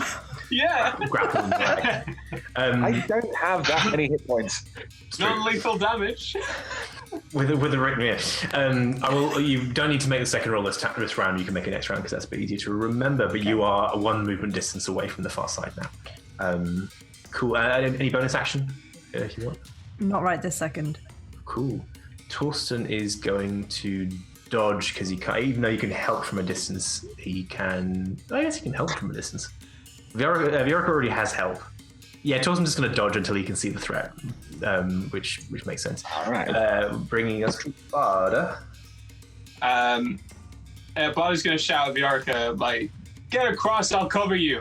And then she's going to pull out a bow and arrow and just start loosing arrows at this dog. Nice. And I'm going to use some stuff that I haven't used before, so... You'll have to step onto the bridge at least to see it from where you are, because until it's moved, which it hasn't yet, it is out of view for those on the banks. It's going to move, like it's coming that way. If you want, you can walk onto the bridge far enough to see it just with your movement, that's fine. But obviously then you're on the bridge. I didn't realize I had to go on the bridge at all. Yeah. It's up to you. Also, you can't wait. Like it's no spoiler to say it is moving in that direction, and when it comes into range, it'll be there by the bridge, and you can see it from the back in that case. Well, in that, yeah. If I have to get on the bridge, I might as well make it all the whole way. Sure. She doesn't say I'll cover you. But what she does do is I'm going to use my full action to start dashing across the bridge. But as she gets to Viorica, she's going to use etherealness. So she's just going to essentially disappear in a puff of smoke and then appear 60 foot at the other side. Nice. Cool. How does etherealness work for this case? Essentially, I can, as a bonus action, use etherealness, which sends me to the ethereal plane. Yeah. So everything's the same. It's just it's parallel to wherever you are. It's like and I can move through objects and people, but nothing. You guys just basically can't say. Essentially, I just disappear for a bit in a puff of black smoke and then reappear, just chugging along. Ghost. Nice.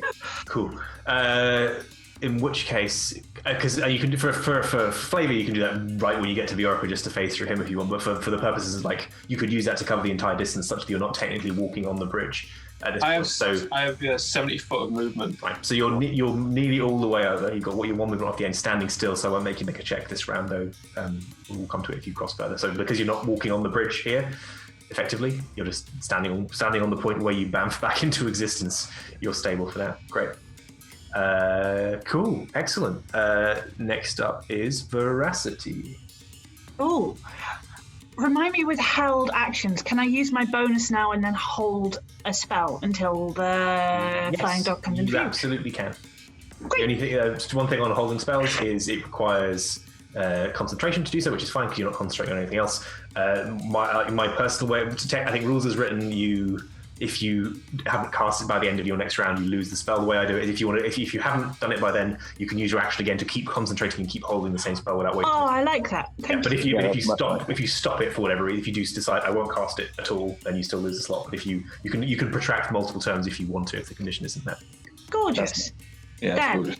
I will, as a bonus action, 355 is looking after Viorica, so I will tell Sparky to track Valka, run along with her, and if she falls, teleport to her and hold on.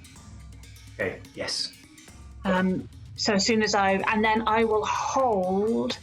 Do I want to risk holding my 1 4th level spell slot? You should have 2 4th level spell slots because I don't think I mentioned this yet, but all the characters have leveled up. We didn't actually level up. Okay. No, sorry. I mentioned it last session, but I think after the stream, and I forgot to mention. I was going to mention that explicitly at the camp, and I didn't. So thank you for the reminder. I will switch from my level 7 character sheet to my level 8 character sheet. You should already see that and beyond, so that's a good thing. But yes, you have 2 4th level slots. Right, then I have more spells, because... This is important. Druids! Relevant. Which did I pack?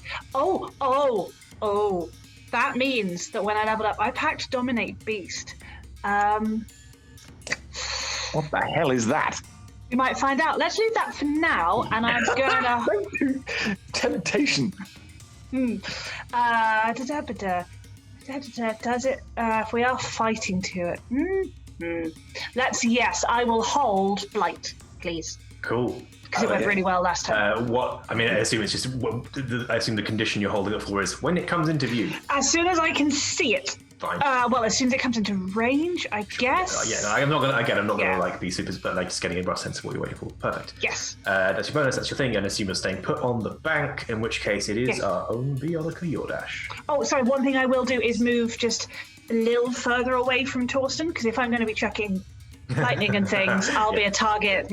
Yeah. Fair. Yeah. Try and move from that. Okay, so Viorica is going to. Given that they're halfway across, is that about 45 feet? Say yes. Yes, it's slightly more than you can move with just your movement, is what it is. A dash is enough, a single movement isn't.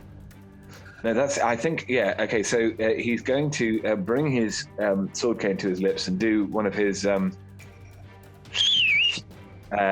whistles through it to cast Shatter. Is that a good idea? Yep, it's, okay, Shatter's going to be the thing. It's a con 16. Con save 16. And it's an area of. This is this is not a trap. This is a genuine question. It's an area of effect spell. That's correct, right? Yes, it's a 10 foot.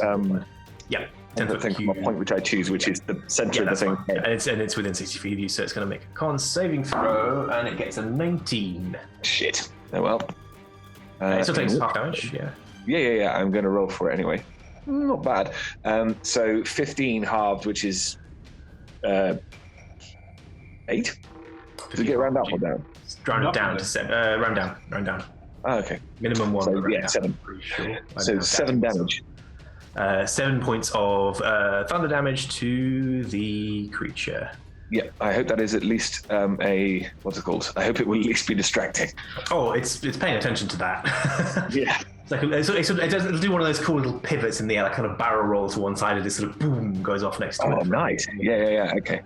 And then Viorica is going to move as far as he can towards the end where everybody else is on the bridge. Because 355 is helping G, are you happy for 355 to? I know this is technically not how it works, but move alongside Viorica. Yeah. Because that was sort of the idea. So make a acrobatics roll with advantage because of the help from 355. This is probably going to be quite important. Okay, first one's a 14, second one... 19. Cool. Nice. I mean, that you're grand. You make it that far. You don't need to make another roll next time, even though you've got a little bit more distance to traverse. But you're most of the way across the bridge, so you'll be within a short move. Next turn. Anything else? No? Yes, I am going to give. It's a sort of slightly operatic cry over the thing there because we don't have to be quiet. You got this, and that is towards Veracity, and she gets a D8. Yeah, thank you. Marvelous. Very honoured that Viorica is finally inspiring people, and he chooses. I know exactly. It took a while, but it is working now. Okay. The creature flies into range. This creature, which is as described, it's not a three-headed dog because the heads are all dog-like. There is a head that is discernibly like a dog head, but there's also like a coyote head and a more like Wolverine-like head. It is a creature for which the word slavering was practically invented. Like it is this ravenous mouth thing with leaf wings, and as you get closer you see its tail, which you kind of took for like just a big swishy tail like a lion, to be the rear end of a snake, like it's the tail of a snake on this horrifying... This is a proper chimera. This is Not head of a snake. Not the head of a snake. That will be I'm stuck with a snake, I think, in that scenario. It is going to target Viorica, but first of all, because it moves into range, Veracity, you get to use your reaction and take your held spell, which It has leaves. Does that make it a plant creature or not really? Not a plant creature. I figured. Yeah. It's a good question, but no. good start. What is the saving throw? Constitution? Yes. Constitution. Ooh, that is a 7. Yes, good. It takes 8d8 damage. Hold with me while I roll a lot of dice. I could have been cocky and rolled in advance, but that's going to be I never do that. pushing. That's 10. 17, 21. Good. Maths. Blah blah blah blah blah blah blah blah. 38 points damage. 38 points of necrotic. Yes. Just a That bit. is a stonkingly good hit. You've described it before, but I think it was a plant creature, so feel free to describe it, and if it looks any different from before, or if it looks the same, and it's just awesome. I'm trying to remember how I described it before. Was this the fun buns? Make it the fun buns. Make it the fun buns. Okay, so again, Veracity, whenever she casts her more druidy plant magic, a little coil of hair pops loose from a fun bun and then scopes around like an antenna, latches on to the creature, and before it like tunneled along the ground, but this time it's flying, so I think it just like a little just wisp of like nasty rotting mold kind of just floops up. Floops, very technical, precise term. And I think if it's okay, it latches onto the chimera and then just starts wrapping itself around its neck. Yeah. And then the rock just kind of spreads out. Yeah, around its neck's plural, in fact. And Yes, there's 3 of them. Yells in discomfort and anger. And is it gonna... It's a good question now. Who's it gonna go for? It was going for Viorica, but... no, it's going to change course and use the rest of its movement to get to Veracity. You are welcome, VR. Yeah. And it's going to make attacks, and unsurprisingly for the creature with 3 heads, it gets 3 attacks. So they're not all its heads. Oh boy, I have more hit points now, so it's going to be okay. First of all, it is going to, I believe this is the correct round, is to attack with its tail. No, hold on, it's going to do this round. It's going to use its one of its heads, the Wolverine head. No, not the Wolverine head, the coyote head, exhales. And it's got an element of, you get the sense it's kind of almost vomiting your own spell back up at you. Like it is coming from the creature, it's not literally using it, but it's using this, it's the same type of thing. It exudes this gout of horrible decay, gas, dust kind of feel. So any creature within a 15-foot cone, so I think it can hit, I think only you and Torsten are currently on that side, and it will position both. Make a Use my reaction to cast counterspell. It's not a spell. Yes. No. Hold that, because that's very useful in general. But this is a natural con save, and I can use inspiration on a save if I need to, right? I believe you can. Yes. Oh. Torsten has failed. I got a 19 without inspiration. You have succeeded. Okay. No, it's the wrong type of dice. I'm using the beyond dice roller because it's many dice. That is, for you, that'll be 22 because it's halved. Cool. Oh, I need to look at Torsten's stat block, but I'm pretty sure he is unconscious. I'm like 90% certain. But I need to check. I will check right now because it's important. Where are we? Torsten Brittlehusk. There we are. Yeah, no, not by much. To be fair, he's not completely squishy, but he dodged. No, it's Constitution saving throw. He doesn't get advantage. So this gout blasts over you. You manage to weather this part. You manage to sort of ball up and reduce. I approve cloak. Yeah, it flows round you, and this just gouts over Torsten, who just makes it like he's breathed some of it in. He hasn't been able to stop himself, and just collapses on the floor and is unconscious and bleeding out. So we'll be making saves on turn. How far away? The creature gets more attacks, I'm afraid. It's going to use its Wolverine head to do like the sort of cow biting against you. Because of the trait of this attack, and because you don't have all of your hit points, it has advantage on the attack. I really don't have a high AC. It's probably not necessary. Well, it's with disadvantage. Oh, and that's a 25. Okay, yeah. Yeah, weirdly a 25 just about hits the tiny gnome. Yeah. For 7 points of piercing damage. Okay, 7 is better than 44. That's with its last attack, which is the tail of the snake, lashes out and tries to wrap. So it comes barreling in at the thing that's caused it this pain, gouts this horrible necrotic breath at you, chomps on you with Wolverine hand, sort of pivots upwards like it's sort of doing an updraft, trying to take to the air more so. As it does so, its snake tail lashes out and tries to hit you for a 24 to hit, which deals... that's a better roll. 11 points of bludgeoning damage, but you are grappled and restrained. Let me! I so nearly took the feat that gave you like help on not being grappled, and I was like, how many more times can you get grappled in a campaign? Yeah. That knocked out 40 of my hit points in one go. Yeah. It is going to, unfortunately, because it went for you rather than Viorica, it is still over the land right now. It hasn't got any more movement left. It has to travel a bit further. But it's going to, it's as if it's going to move off the edge while dragging you with it. You were held in restraint. And we'll find out what happens with that. Quite possibly. Quite possibly. But we'll find out what happens in the next round of combat after we take a short break. So we're going to take 5 or 10 minutes. Like let some of the adrenaline leave our bodies so we can finish this fight. Fine. Everything is going fine. You're doing great. Yeah, you are. You're doing great.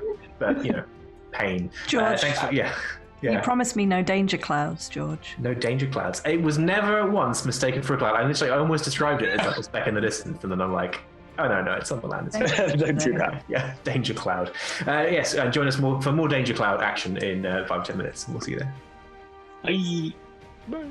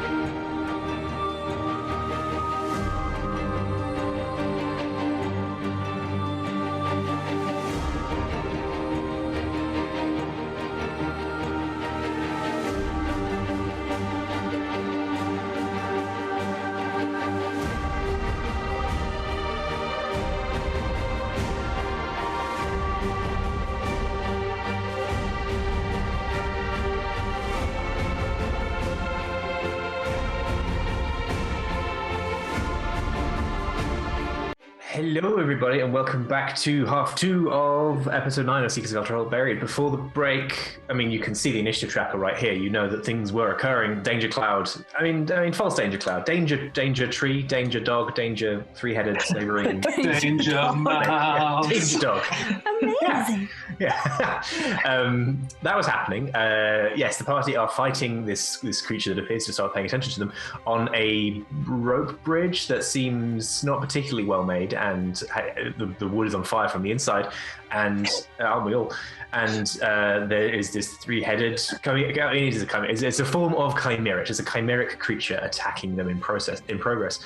Before the break, it had, with its necrotic breath, knocked down Torsten Brittlehusk, who's with the party, who is bleeding out. I guess, yeah, who's in a bad way on one of the banks, and it had grappled and restrained Veracity with its snake tail, but it is still hovering over the bank currently on the far side, and we will jump right back in the top of the round with 355. Okay, yeah. So I'm just going to take a shot at it with my hack weapon, I think. First, sorry. Oh no. No, I won't do that. Sorry, I will just take a shot at it.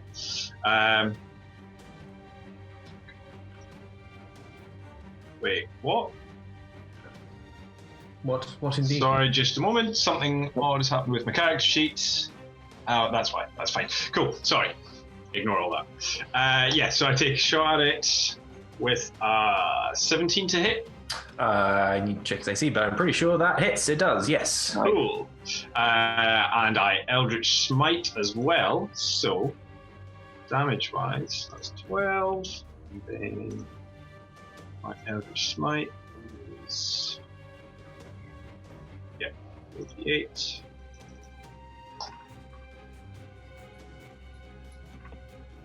Mm, 36 damage. Bonk. That's all force damage, is it? Or something of that? Oh, doesn't matter. Matters for flavor, does not matter for mechanics. It's piercing damage because piercing damage. You have a bloody thing. Crossbow. And then I get another attack. Which I do it again. So it's 18 to hit. That will also hit, yes, as above. I can't Eldritch Smite this time, but that's 13 damage. Cool, I added that on. It roars in agony. The first of these particularly is a heavy hit. This is with your sort of heavy crossbow hand cannon almost. Yeah, hand cannon. Impacts heavily, and it knocks it to one side, like it's still flying, it's still hovering there. It sort of lists to one side as it tries to stabilize from this forceful blow. Cool. Anything else? All good? Yeah. Nope, that's good. 119 was dashing across the bridge. I believe I rolled both rolls for 119 last time, so it can move the rest of the way and get within. I think because Veracity, you were on the bank, but how far away from the edge were you? Up to you. You can do. Maybe 5 feet. Okay, She was close. Yeah. It was trying to drag you towards the edge. Maybe you were further away. That's a solid point there, Valka. George, how far was I? I rolled a d4 in 5 foot increments. Yeah, it's something like that. Within 15 feet. But basically, it's whether 119 can reach you or not. I'll roll a d4 and say each one is 5 foot. I was 15 feet. 15 feet, cool. So 119 can't quite reach you this round. I have a stat block somewhere.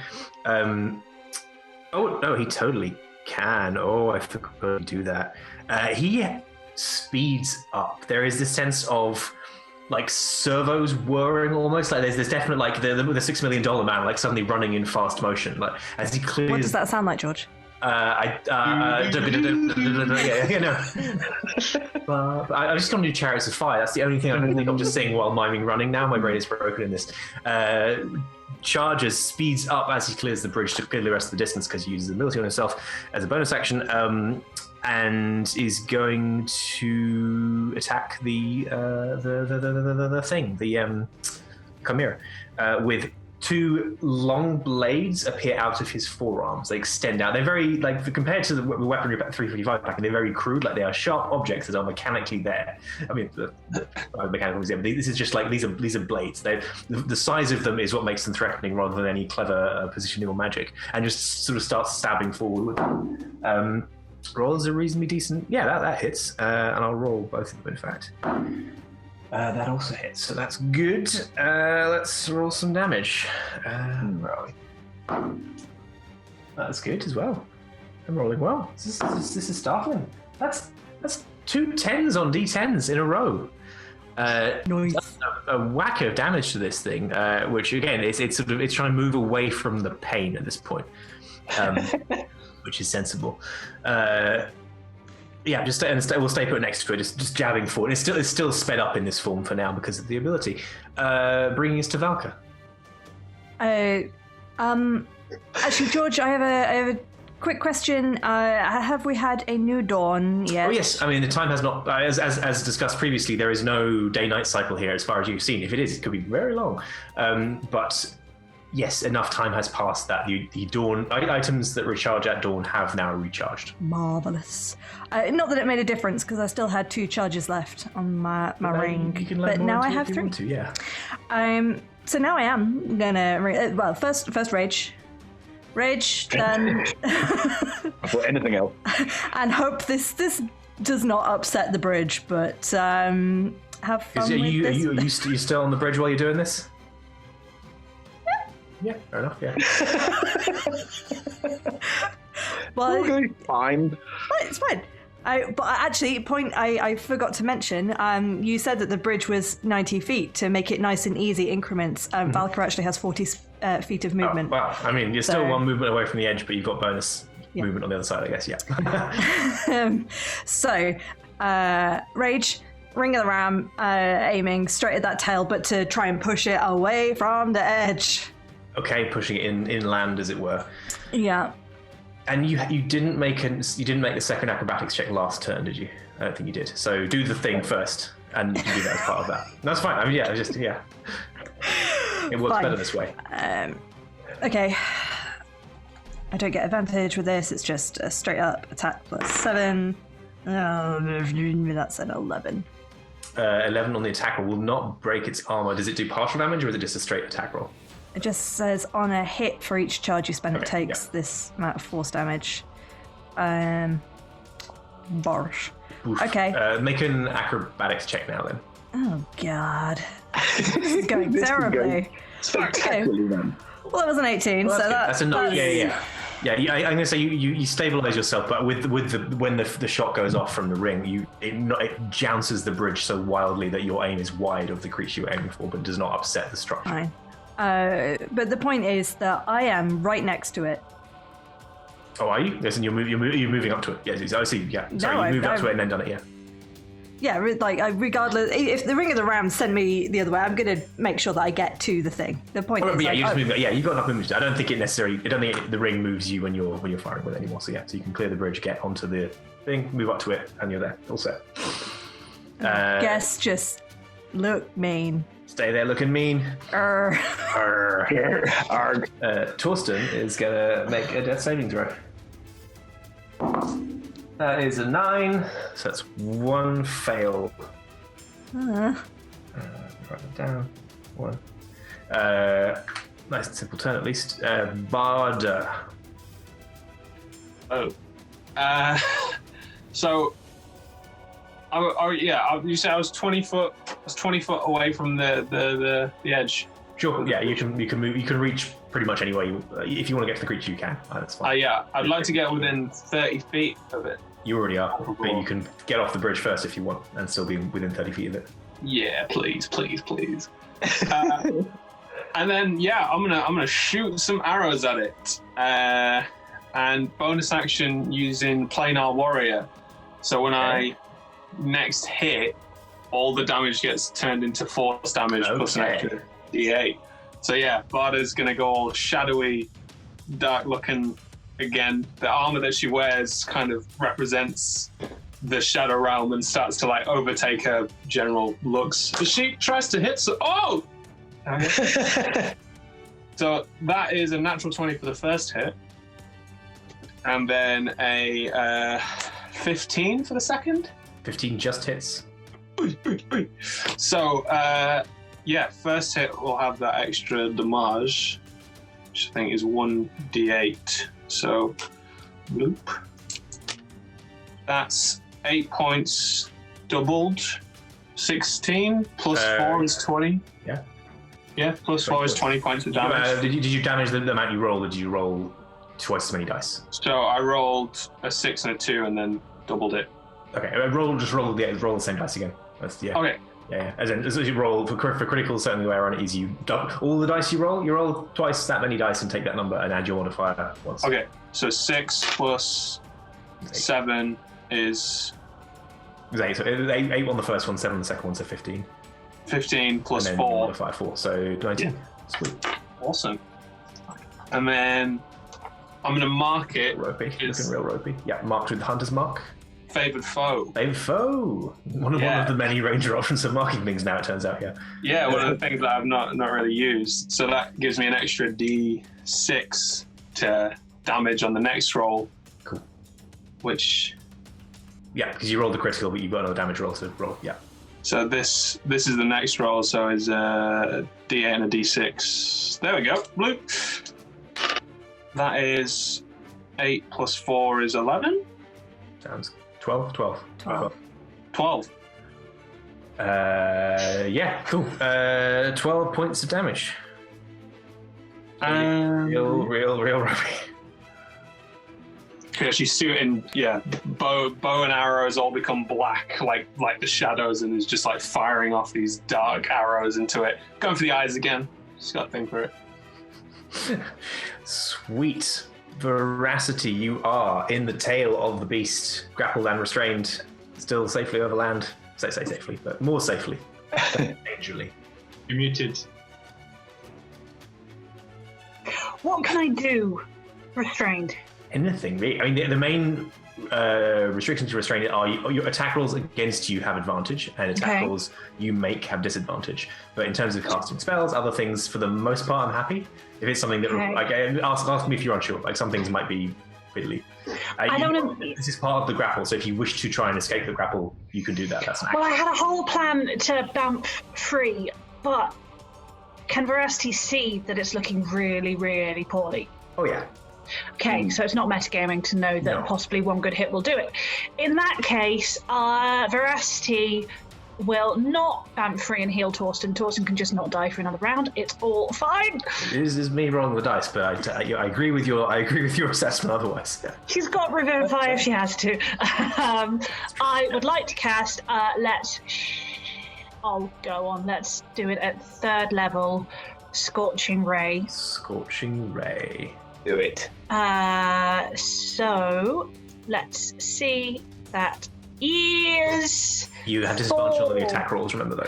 Okay, but there's 4 of them. But there are 4 of them, which, yeah. And I have inspiration, which I should probably use because I'll run out at some point. Okay, should I just roll all the attacks at once with that? As long as you're clear on roll them as long as you're clear on which are disadvantage for which, etc., etc. Oh, yes, of course. I'll just keep rolling pairs. Okay, the first one is 12 on the dice, and I add dirty 20 to hit. That should be yeah, that's a hit. Second one, 21. 21 will also hit. Third one is a nat 1. Miss. And 4th one is another dirty 20. Yeah, 3 out of 4 hit. Despite being restrained, you're good with fire. Yeah! And although it's damage die, I can reroll because of my lovely shiny new feat. Sparky's up, so I get an extra D8 of damage. This thing's dead. Should be dead. Not for each one. No, just once per spell, sadly.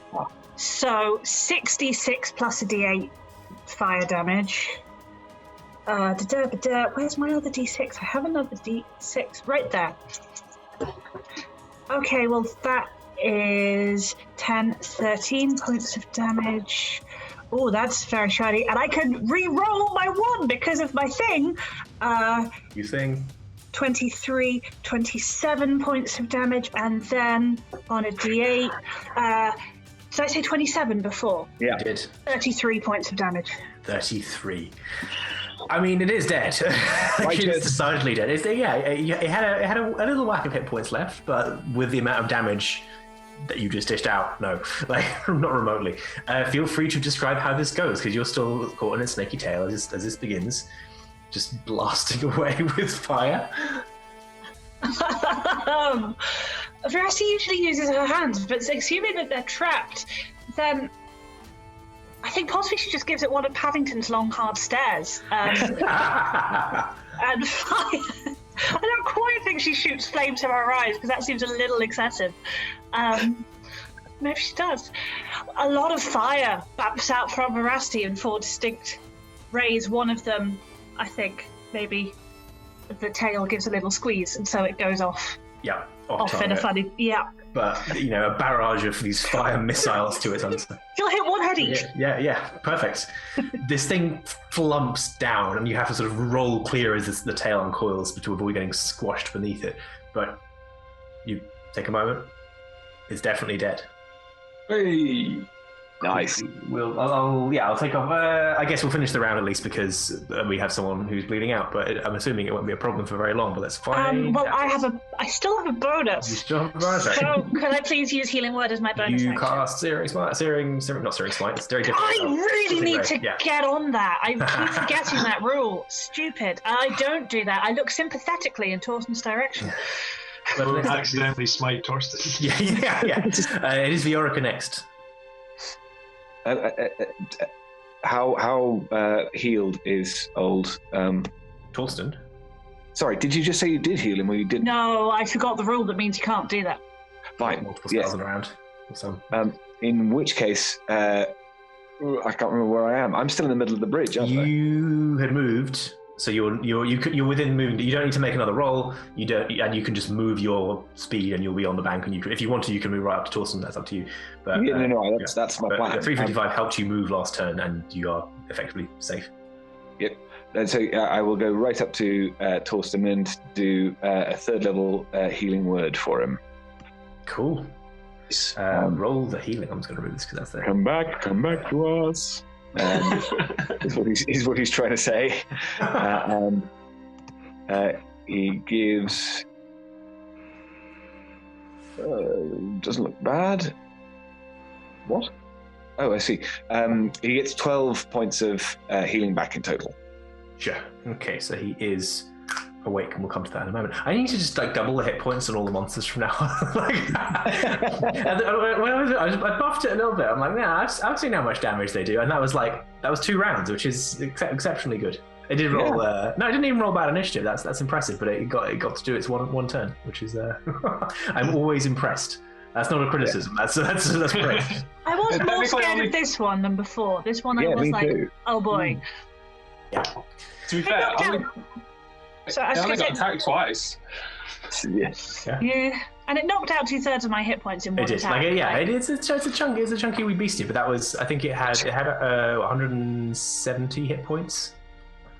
Okay, yeah, we did that quite quickly. Yeah, that was essentially the end of round 2, but it was at the end of barring its turn. That's impressive damage dealing. Do we maybe want to hold back on the next monster George throws to, so that he doesn't chuck everything possible in it's just we can't defeat this ever. I was like, the sheep is really scary.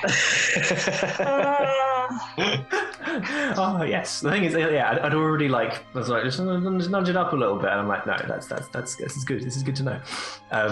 It makes what's going to happen more just. No, it doesn't at all. I think it's you can go Nova. You can dish out just so much damage in a couple of rounds, and then it's like sleepy time now.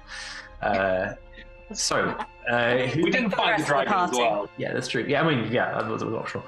Who's still on the bridge? 355 is flying near the bridge. Has anyone not crossed? I think everyone's crossed the bridge now. Everyone's crossed the bridge because I was last. You're all good. Yeah, so you've timed the combat perfectly as well to deal with the threat and finish crossing the bridge. I applaud this. You are safe? Question mark on the other side. Torsten wakes up with still sort of choking, coughing a little bit as he sort of clears this horrible black, dusty, ashy goo that he inhaled. That was unpleasant. You're all right now? Nice. Do you want to feel a bit better, maybe? I can help. Pot of tea? Yes, please. Okay, you did the Viorica, dear. Would you make a cup of tea? And I cast Cure Wounds at 2nd level for Torsten, and I'm going to do it at 3rd level for me. Cool. Because I matter more in a fight than he does. This is true. I should know by now. How You- many well- dice? We could take a short rest here Oh, before yeah, you. that's a point. Before you. If he's having tea, have an hour sit down. Viorica goes over to who's he going to ask? Valka, I think. Have you ever made tea in your life? No. I really hoped that would happen. He watches people sort of doing like important things and healing people and stuff like that, and then I presume Veracity sort of shoots a look over to him, and he suddenly realizes he just doesn't know what to do, so goes over to Valka. Valka, I'm really sorry. I love tea. How does one So Valka kind of scoots over to. Do we have a little like camping stove? Like You've got kit with you. Yeah. Yeah, I was gonna say. Between distributed among your packs, you've got stuff equipped for this exact kind of stuff. Yeah. So I think Valka tries to help Viorica but tries to make it look like Viorica is the one doing it. That's an art form. Like it's probably I see. Here you go, love. There's the mugs and Okay. I can. Yes. You've got enough water there. Yeah. And, It doesn't feel patronized in the least. That's perfect. No, I'm actually being literal there because he wouldn't understand like the process you were going through, and he really, really enjoys it.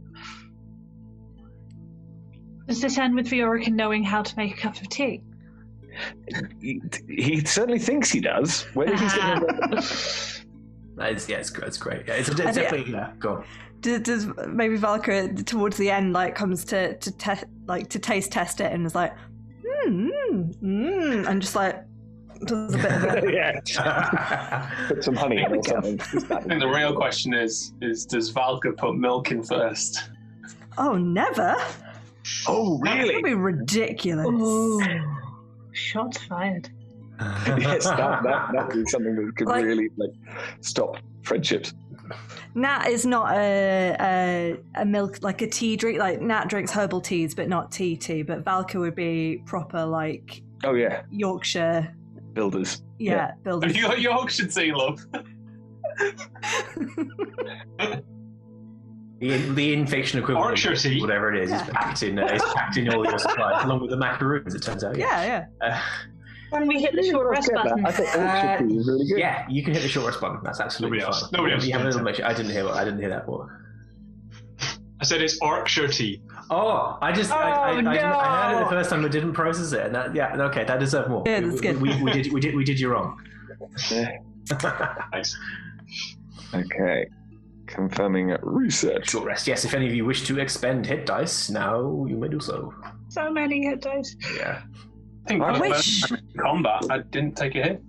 I wish I could give other people my hit dice because I don't want to really say this out loud because George is listening, but like the last few combats, well, to be fair though, George, I didn't do any damage to the thing either, as much as it didn't do any damage to me. So yeah, that's true. This is one of the reasons I fear this party's damage output now, because that was like people were doing other things. That were like it wasn't even your final form.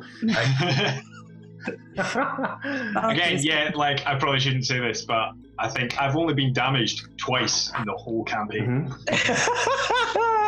This is the first time. I mean, this is the first time anyone's gone unconscious, right? So. And it wasn't one of us. Yeah. The NPCs matter, though. It's true. They are squishier, and we can't get out of here without him either. Sorry. No, this is good. Cool. You've all completed a short rest. Torsten describes it as the best cup of tea he's ever had. Insight check? By all means. Fuck you! Viorica is definitely deeply pleased about this. 17. 17. Oh. You get the impression that he's telling the truth, but you get the impression it's not the first time. It is the first time he's had a near-death experience like this. So it probably is. Like it probably legitimately is the best cup of tea he's ever had. I think Barda's going to give Viorica a good pat on the shoulder. Oh, and sip hers and be like, Yeah. Well, I feel like the tea meister. Well, thank you very much indeed, everyone. I didn't mean to dismiss. Like, you also woke Torsten up with really good healing magic. It was just you were standing right by the kettle. I wasn't like, you can only make the tea. It was just, yeah. No, I'm very glad to have learnt a bit more than I did before. Now I can make tea lots. You realize he shouldn't have said that, but can't take it back now. Veracity opens her mouth and shuts it again. Character growth. Yeah. Marvelous. Once you've completed your short rest, I mean, you're welcome to conversate as much as you wish, but conversate. I mean, it's definitely a word, isn't it? It's converse, like people or humans and such. You notice that 119 during the tea break it doesn't drink tea for a start, but it's just very quiet. Like it's listening along, but it doesn't really say anything, or doesn't say anything unless spoken to. Once you're done with your short rest, do you continue on your way? I like that. I like that you might just say no, but like, I mean, I guess it's a hook of a question rather than a literal. I think Barda would sort of follow up the same pathway as in like being at the front with 119 and again strike up polite conversation and be like, so that flying dog snake, there are a few of those? I've not seen one of them before, no. I mean, this place just seems to sort of spit out strange creatures sometimes. I'm not sure. Like I've seen other things, like other combinations, like maybe it's like a weird splice of one of them or something. Not sure exactly, but I've seen its like before, but not its kind. Okay. And how many of the wildlife, if you could use that term? Or you definitely can't. They're quite wild. Well, how much variation is there? We've come across, a dragon, some driders, spider drow kind of elves, and, that. You've just blown my mind with the drider being a portmanteau of drow and spider. I've never noticed that before, and that's really, yeah. I'm like, that's really obvious. I'm like, yeah. I mean, this place is just this place is just a riot. I mean, I can't say I haven't explored every inch of this place. I've just mostly stayed. Like the advantage of being, like this is that we can be patient. We can spend a long time. We don't need to breathe or eat. So that's the upside. The downside is like the second, third 100 years are pretty much the same as the first ones. But I've mostly just tried to keep to my little patch where I know I'm not going to be bothered too much. So beyond the initial few years of just poking around and nearly getting killed a few times, I've mostly stayed out of the way.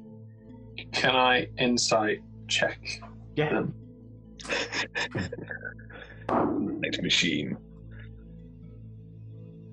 It's a 22. 22. He's definitely blustering a little bit. You get the impression he has explored slightly more and is just exaggerating and playing it up, but not necessarily deceptively.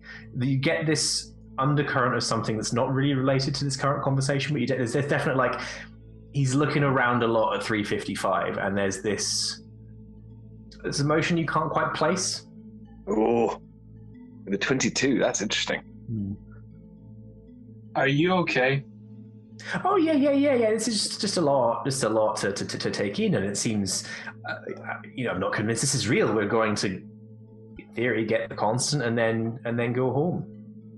That's good. I mean, yeah, that's normal. That's a normal reaction. And what I'm talking about is, I kind of know what it feels like to have your life turned upside down. And, I was stuck in a demiplane for a number of years. Not as long as you, but... Yeah, I mean, that makes sense. But you come back to a way of life that, you're not used to. And I understand maybe seeing... And she, gestures, backwards to 355. That maybe, that's hard to see. Did you see the bit where they, blasted that thing, just poof, like that? I mean, what's this? I just remove, exposes the arm blades. What's this? Look at that! They can fly. I can't fly. Why can't I fly? That's loud enough that others in the group would hear it. I don't know, but you don't know. No. Yeah. Well, maybe you should talk to 355 about that. I mean, at the end of the day, if one person is going to understand you. It's them. Yeah. Yeah, maybe. Yeah. Well. Yeah. And you're pretty hot, so don't worry about it, okay? You're a good-looking guy. I've literally never had that before, so... Bada winks in. There's definitely, processing... Thanks? Do you say that to all the strange, warforged you meet in Demiplanes, or just the... Kind of, yeah. Not going to touch that one. Okay. Well, thanks for the pep talk. I'll maybe talk to them. Yeah. When we get through, this bit. Bada's going to keep just looking around now. Oh, look at that over there. We'll do some dice rolls in a minute, but yeah. So Torsten is assuming you're following the same order. Torsten is walking near you, Valka. Mm. You notice he starts dragging his heels a little bit, putting a bit of distance between Veracity and 355 who are in front, a little bit of distance like that. Assuming Viorica is taking up the rear still, you're still relatively proximal, but it's an element of Torsten is trying not to be overheard, but you, Viorica, possibly can if you're paying attention. That's your discretion, up to you. Yeah. Valka, this is a thing I have been wondering about since we found our good new friend 119. Yes, which is a heck of a discovery. I'm sure you'll agree. But so the crystal, the key and the ritual and the way out, the exit point from the edge maze. Yes. Well, I'm not sure. It might be fine. Everything might be fine. It might be nothing to worry about at all. But what I'm thinking is that what if there's a sort of a metaphysical weight limit? You understand? What if we create the gate by coming through with the ritual, and we weren't sure that if one person left, we were worried the whole thing might collapse. That's why we left someone to guard it and all the rest. But what if we can only take the same number of people we brought here back with us? Not sure. You understand? It might be just old Torsten worrying about things again. But if you're worried about that, is it to do with people, or is it to do with literal weight? Because we were going to bring the constant back with us. Not literal. No. Nothing about this place seems to work literally in a weight limit. In some ways that would be easier because we brought, in fact, quite a lot of mass with us with the supplies. But what if only a certain number of creatures can cross the threshold using that way, lest it collapse? It is a sort of unstable wormhole-like thing. You understand? I suppose that's a question that you would be better to know about. I'm not expecting you to have the answers, but what do we do if that happens? What do we do? Morally? Oh. That's not something that had crossed my mind. I suppose that ought to be something that we discuss with everyone, but perhaps it is better if it happens, then we cross that path, but no need to get upset until we know that's the case. But the others, oh no, but then that would trap them too. Others? Crowbeard. Oh yes, logically they must have a point of entry. So if we, I see your point there. Then they would be stuck here too. Well, I will think on it. See if I come up with any bright ideas. That's what I'm good for. Bright ideas, yes, bright ideas. Good. But again, it might be nothing.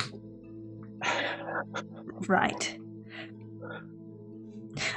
I think for everyone's sanity, everything's a little stressed at the moment, and 119 still has to come to trust us. I think perhaps you think on this more. And if you get a bit surer about it, then maybe let's discuss it with the group. Yes. But if it's just postulation Valka does not know the word postulation.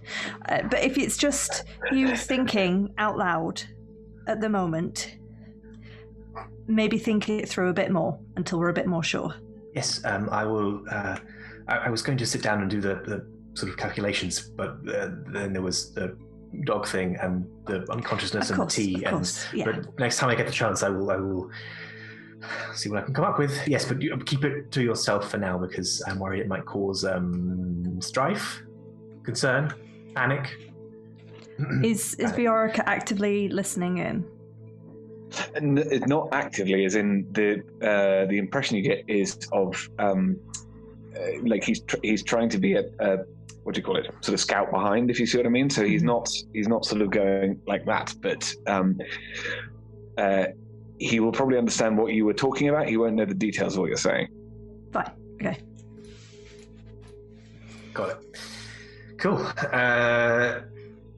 350. Before that, at the front, 119 will. You've now started following a pathway again. Now that you've crossed the bridge and you're back into more of this sort of enclosed space.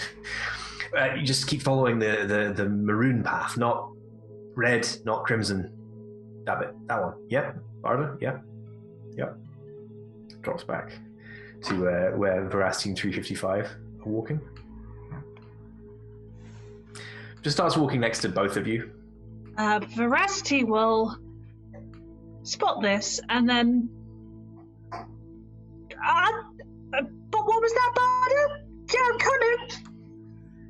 Yeah, Bardo shouts.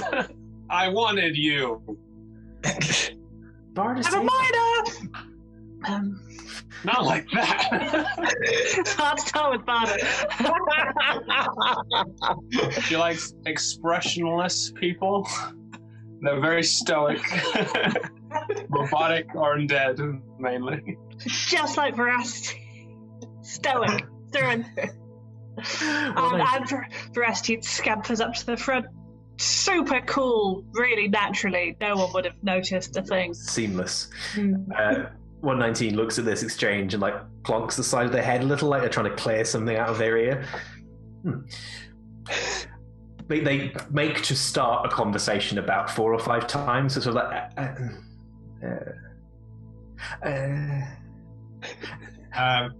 So after a few of them, I can fly because Nilo bound my soul to a genie. It's the kind of thing that any normal, any other creature that was not built in the way that we were would have some sort of choice. And I am glad I have the ability to fly, but it was not a choice for me. Yeah, I get that. That makes sense. She made the choice for you. Yeah, that I do get. What was your relationship with her like? She made me. She trained me, taught me, told me what I was supposed to do, gave me a job, and she sent me here, I guess, to die. I mean, that's what it effectively works out as, doesn't it? Like, she sent me here to do a job, doesn't know what the outcome's going to be, and I don't come back. And she doesn't send anyone to try and fix it. She just sends another one to do the same job. No offense, like I know you're not just another one, but, you know, stepping into my shoes, so to speak.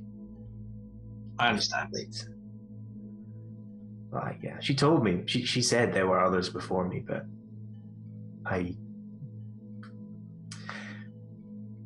she made it sound like I would be the last, or at least the favor or something, like the one who mattered.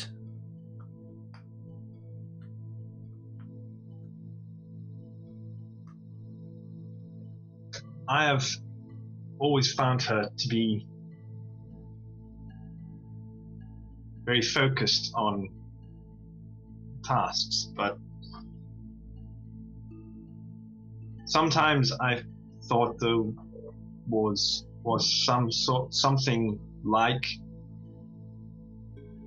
not love, but affection.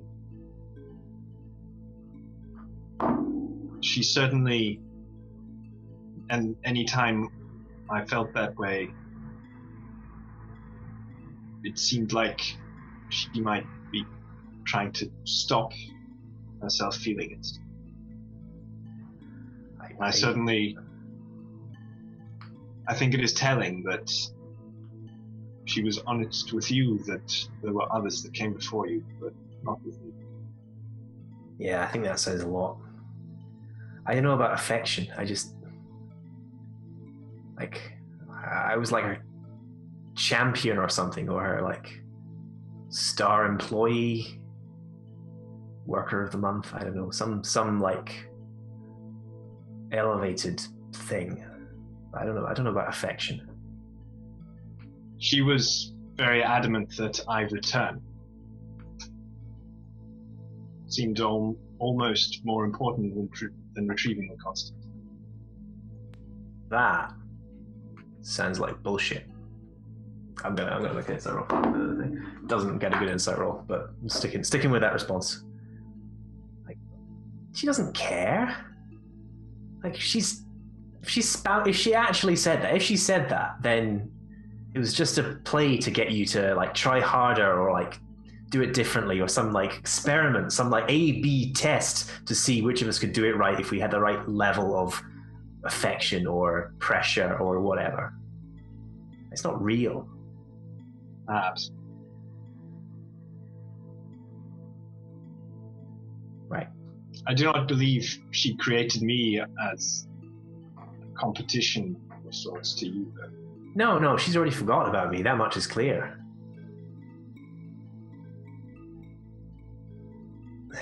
Right. Well, I guess there's still a job to do. Operational priority 1 still stands. Perhaps it does not for you. Yeah, I don't know. If you believe Nyla has forgotten and given up on you, perhaps you do not need to continue doing your job. You know, that's the thing, isn't it? Like, I've thought about this a lot. Not this. Like, not this. You know, like that's a bit much. But like, having a way out, something new, something in this place changing. I mean, it changes all the time. But some change of basis that means I can leave.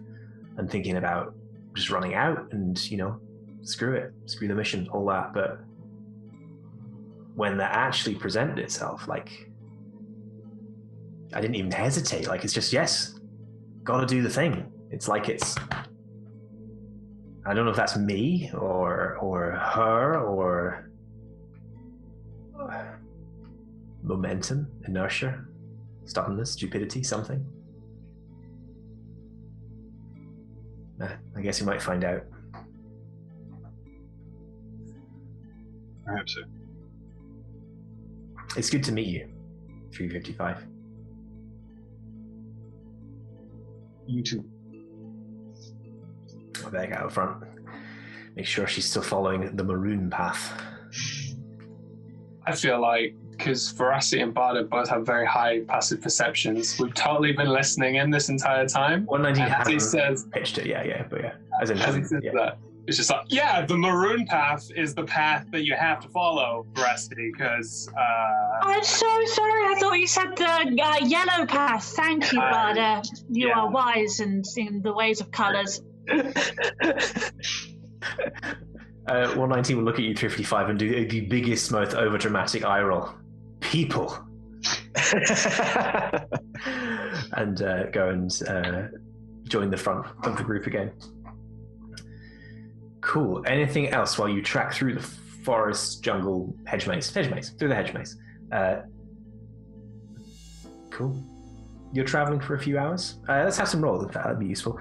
You same drill. You know the drill by now. Hedge maze means perception from any two and survival from any two, preferably the two at the front. That makes the most sense. Cool.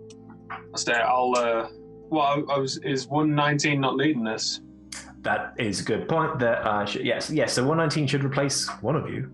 I was going to switch to perception because I've got +10 to that. That is fine. I'll stay on survival then. Let me double check. I'm going to say that 119 can help you, Veracity, because he's not very good at it anymore. Right. He knows where he's going in that sense, so it can actually help productively. But, yeah. 22. Yes, grand. And who's rolling perception? I rolled a 23. Oof. I got a 25. Oh, Sorry. I thought your 23 was lovely, Matt. My 23 was only with a 5 bonus, so I rolled better. Actually. Yeah, no, you could see it, but I could just see a bit further on there was a 25 behind. Right, yeah. Oh, this is going to come to violence one day. It's a long walk, actually. It's a fairly long walk through the jungle. And again, there's a sense of more distinct. I mean, maybe biomes is a bit grander word for the variation here, but there's a definite distinct areas. Like different areas have different things living in them, which I guess is exactly what I mean. So biomes, there are different biomes here. You move from that kind of the hot plant area near the canyon to more of the stuff that you saw before, and then everything seems to be growing thicker. There is a sort of strong sense of blue, like maybe blue has been some weird evolutionary advantage to plants here, but there's that kind of like slightly lurid greeny blue white kind of thing. It's a bit like disgusting in some ways, like it's a bit over much. You pass through what looks like a kind of a forest of giant mushrooms, but like not like big toadstools, but like big broad capped, flat capped, not in that sense, mushroom trees essentially pass through this. That is the last thing you pass through before you reach the clearing you saw from the sky, which is not the big black structure.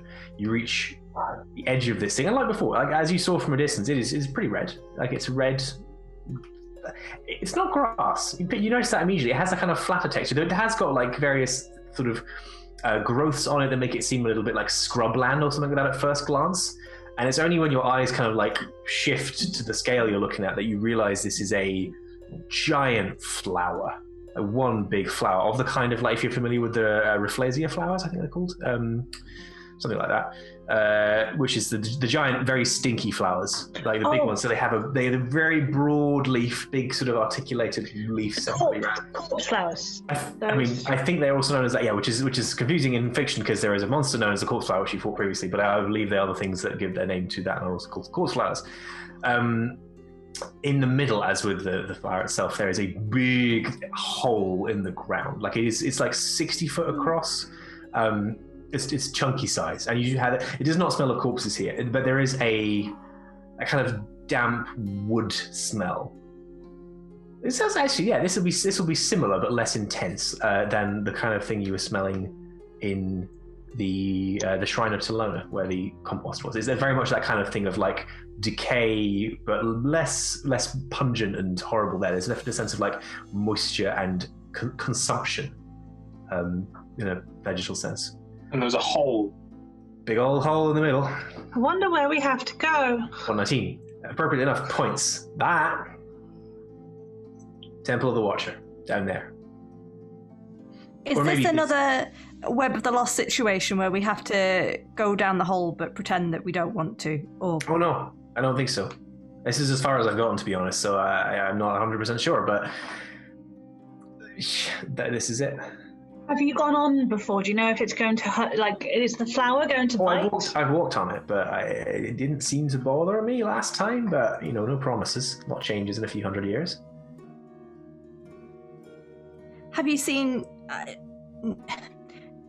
No offense intended, but have you seen any biological creatures walk on it? Yeah. I've forgotten his name. What was the name of the... I guess Rico. It's still got the skull. Yeah, thank you. Yes. Yeah, okay. I mean, yeah.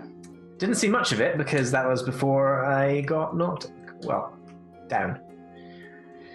So, can't... Yeah, no promises is what I'm saying, Nice and quiet then, guys? I have a thing. It's quite powerful, so I don't know if I should waste it. But for 10 minutes, it keeps us all a bit safer from necrotic damage, and it smells a lot of decay. Do you think it's worth it?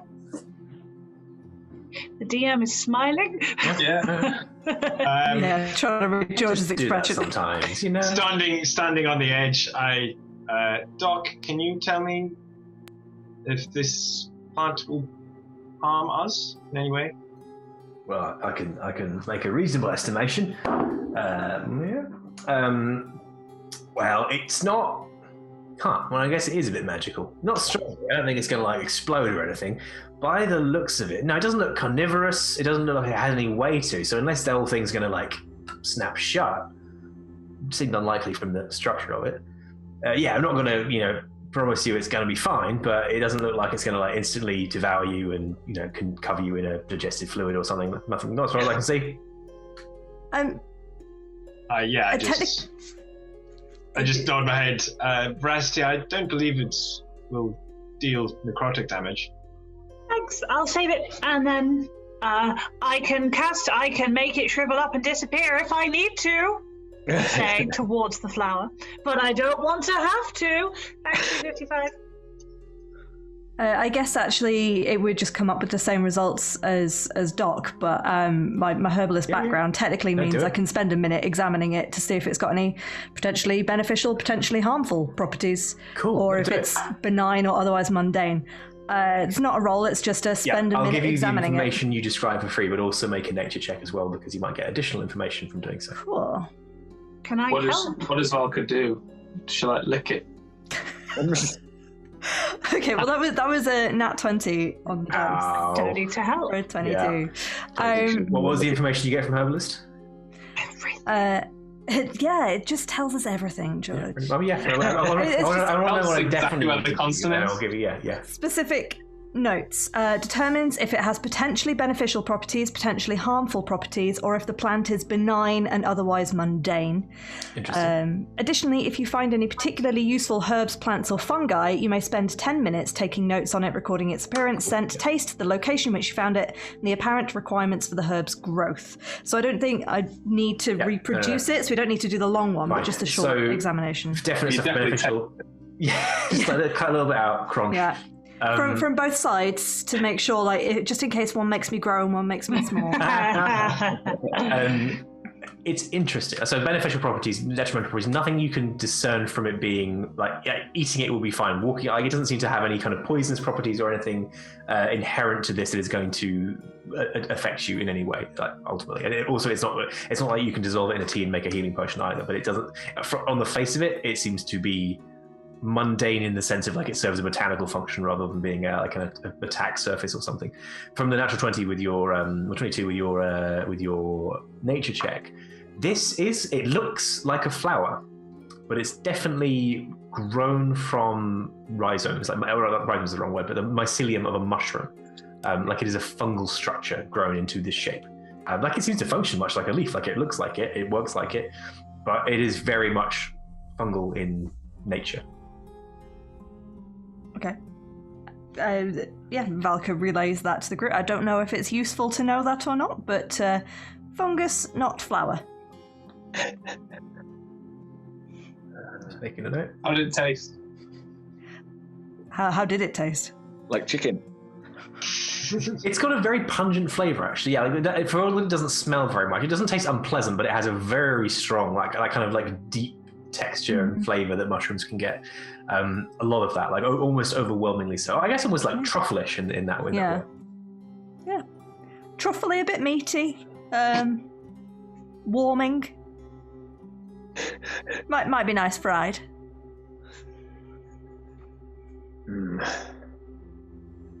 Shall we climb onto the giant mushroom and fall down the deep dark hole into dangerous nastiness? Sounds thrilling.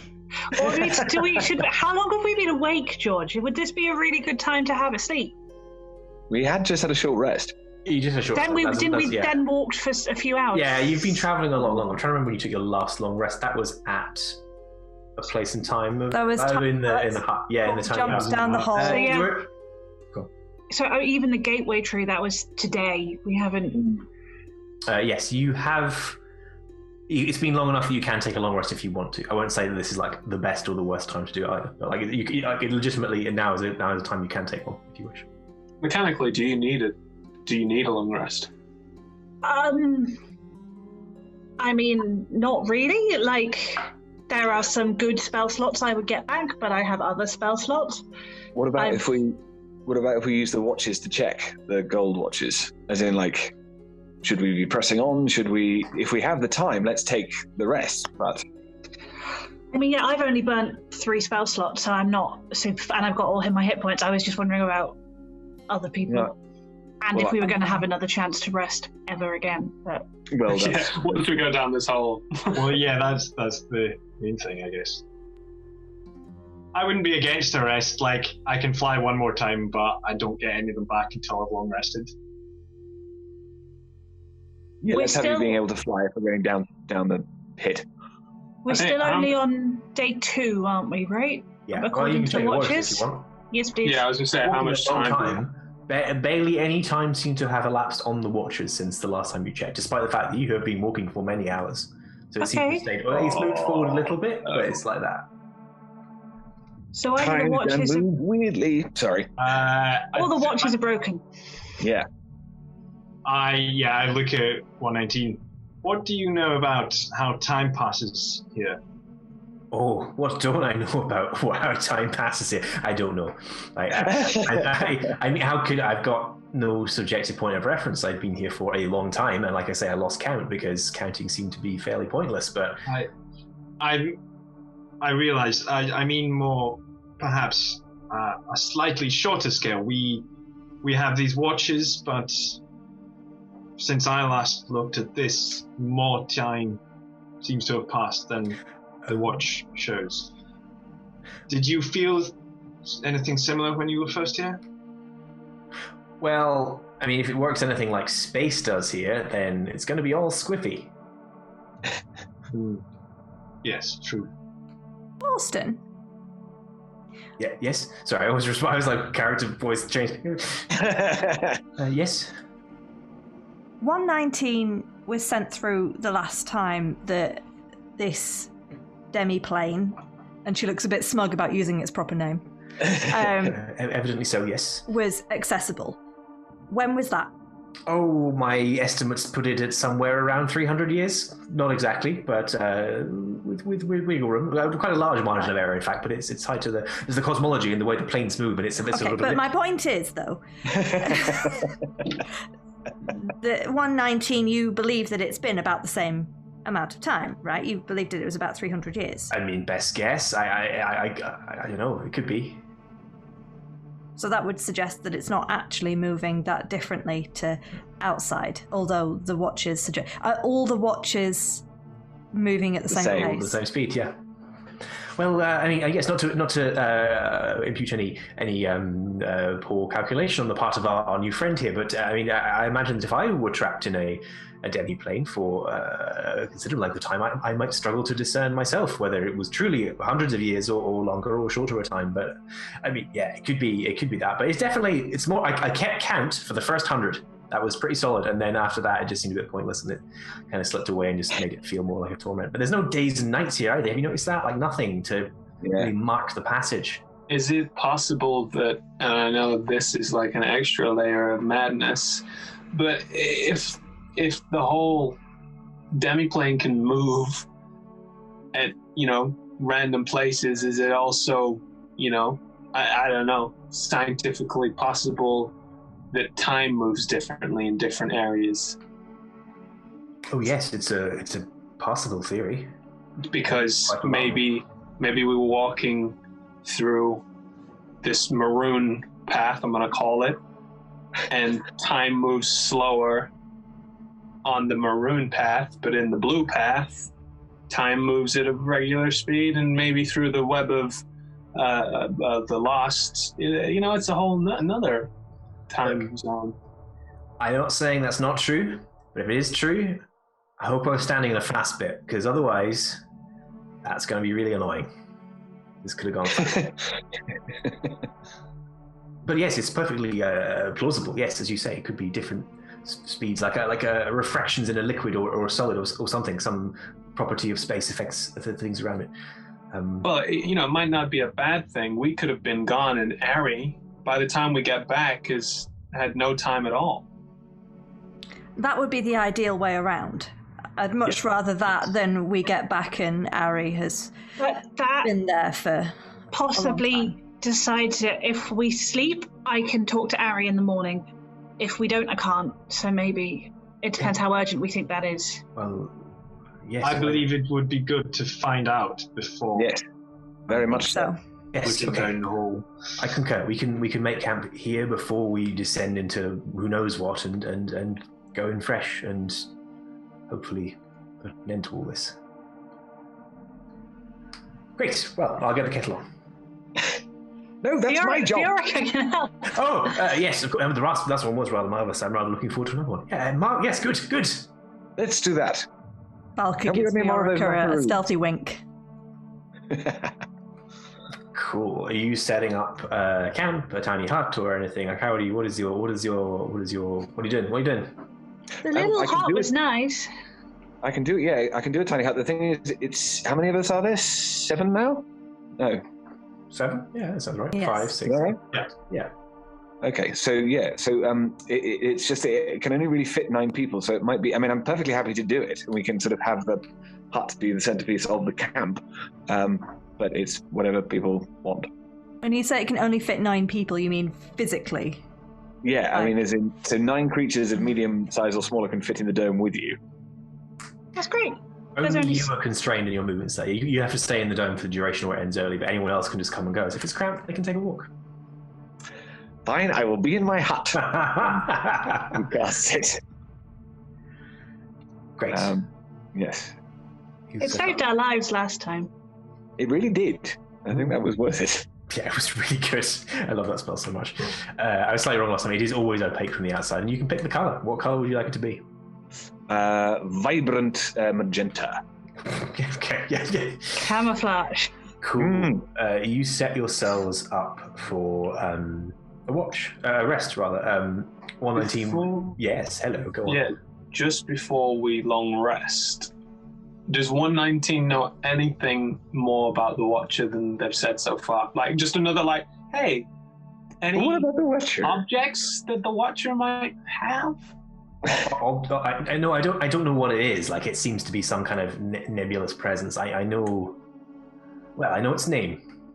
And that's the important thing. That's what you need to get in to the temple. What's its name? I'll tell you when we get there. Or when we're in there, when we need it. Well, why can't you tell me now? Because reasons. Incite that Yeah. piece of Wow. robot butt. Oh, that's a 22 again. All right. Good. Concerned about having the information as leverage in case he has misread you and you leave him behind. Oh, wow. Oh man, come on, look. We're not gonna leave you behind. I promise that.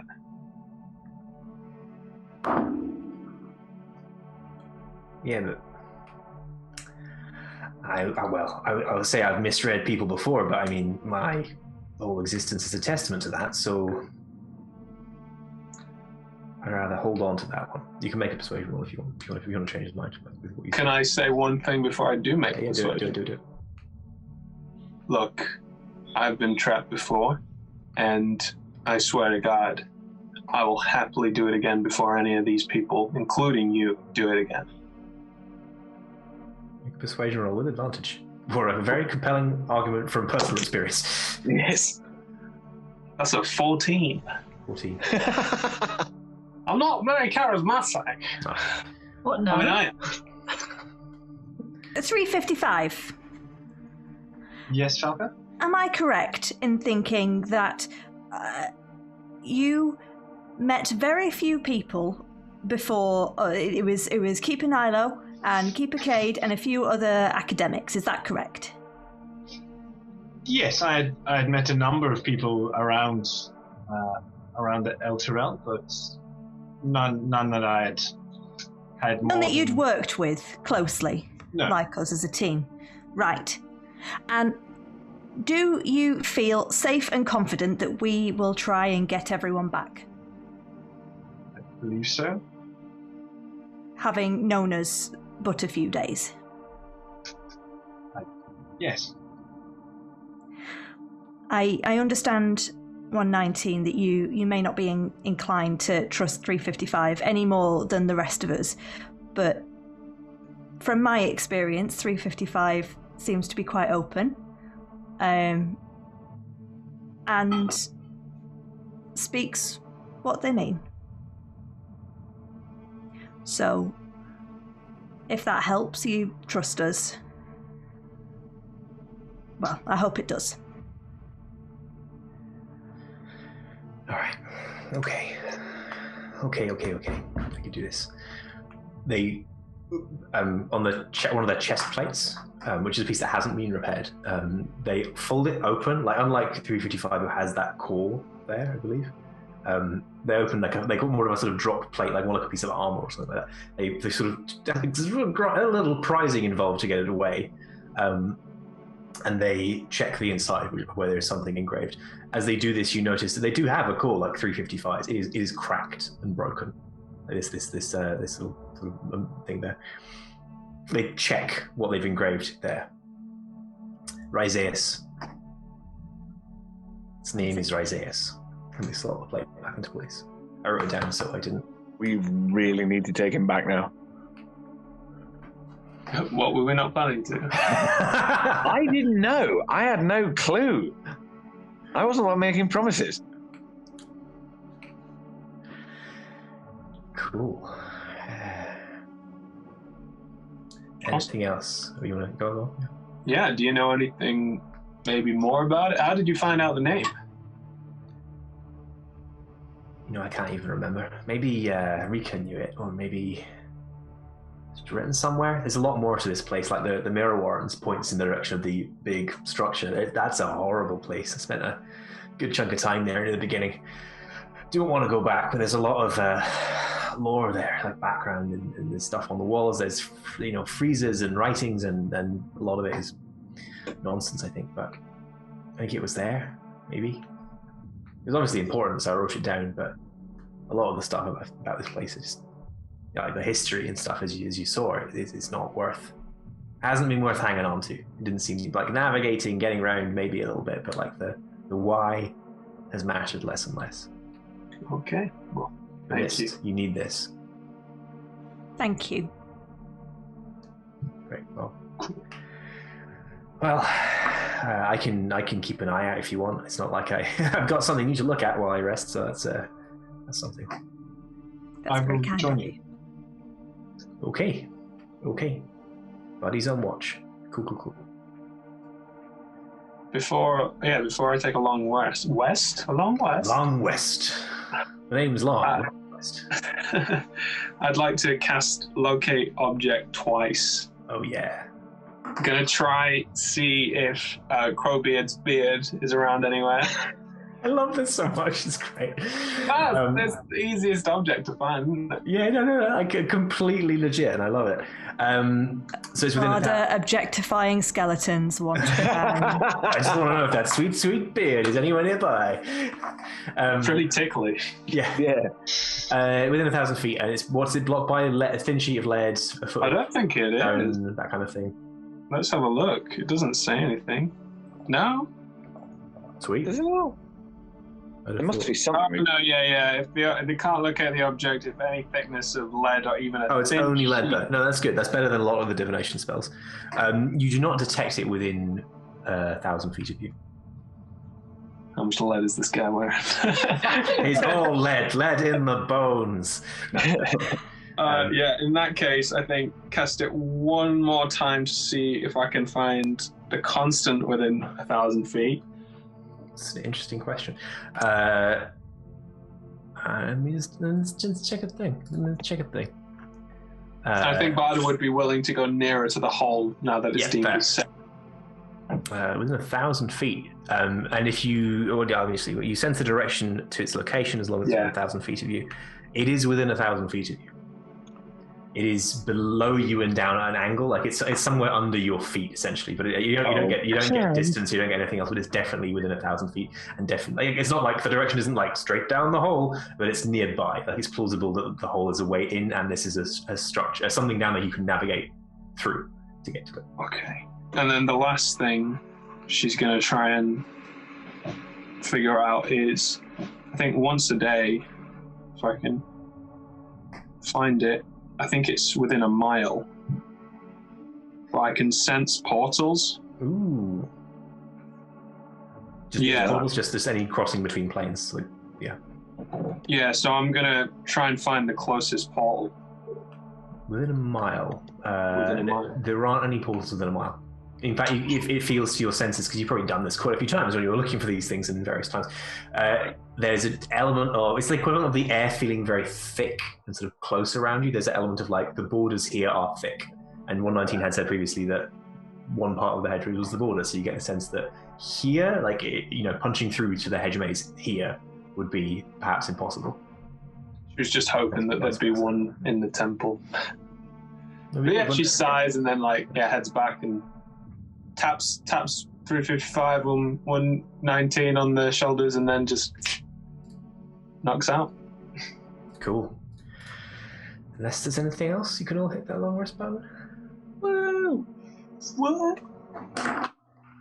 And you waken in the morning, fresh and ready, and I don't know, ready, fresh maybe, prepared, also ready. More adjectives and nouns about being prepared or not to go to the place. You finish your long rest. Torsten definitely has a lot of nervous energy. 119 seems cautious, like in that kind of level of have I made the right choice? Let's see, kind of thing. And you all approach the hole. That's not a good image. You walk across the flower, which does not harm you. It doesn't fold shut. Nothing happens. And you walk to the edge of the pit in the center of it, and it's 100 foot or so down to a drop. And at the bottom, you see stone floor. Like the walls of this thing are organic. This is a flower, big old flower, as described. At the bottom, there is floor. There is a structure within it. Perhaps the Temple of the Watcher. We'll find out what happens there next week, as you finally make a push for the continent itself. Oh, God. Good. You made it! Session. You made it to this point.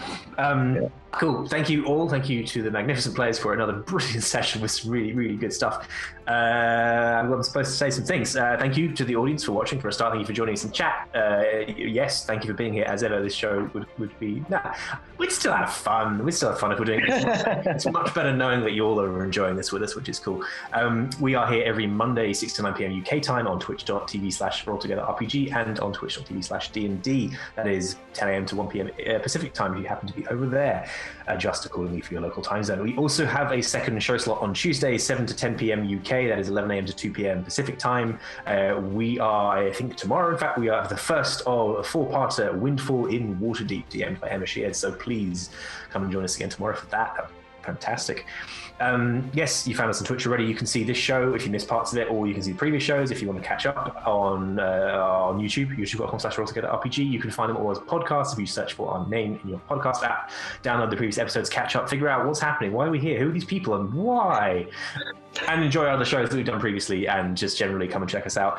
You can also find us on Patreon, patreon.com/rolltogetherrpg. Thank you again to our lovely D20 Club patrons. You too can be one. You can be a D20 and roll bad numbers for me.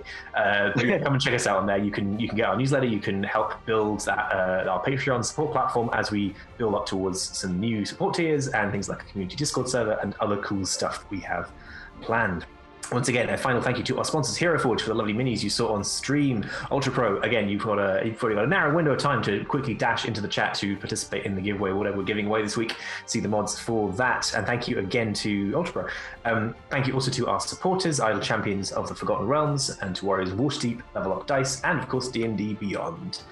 I think that's everything. We will be back next week for drama, excitement, combat, some of those things, all of those things. Really wild things.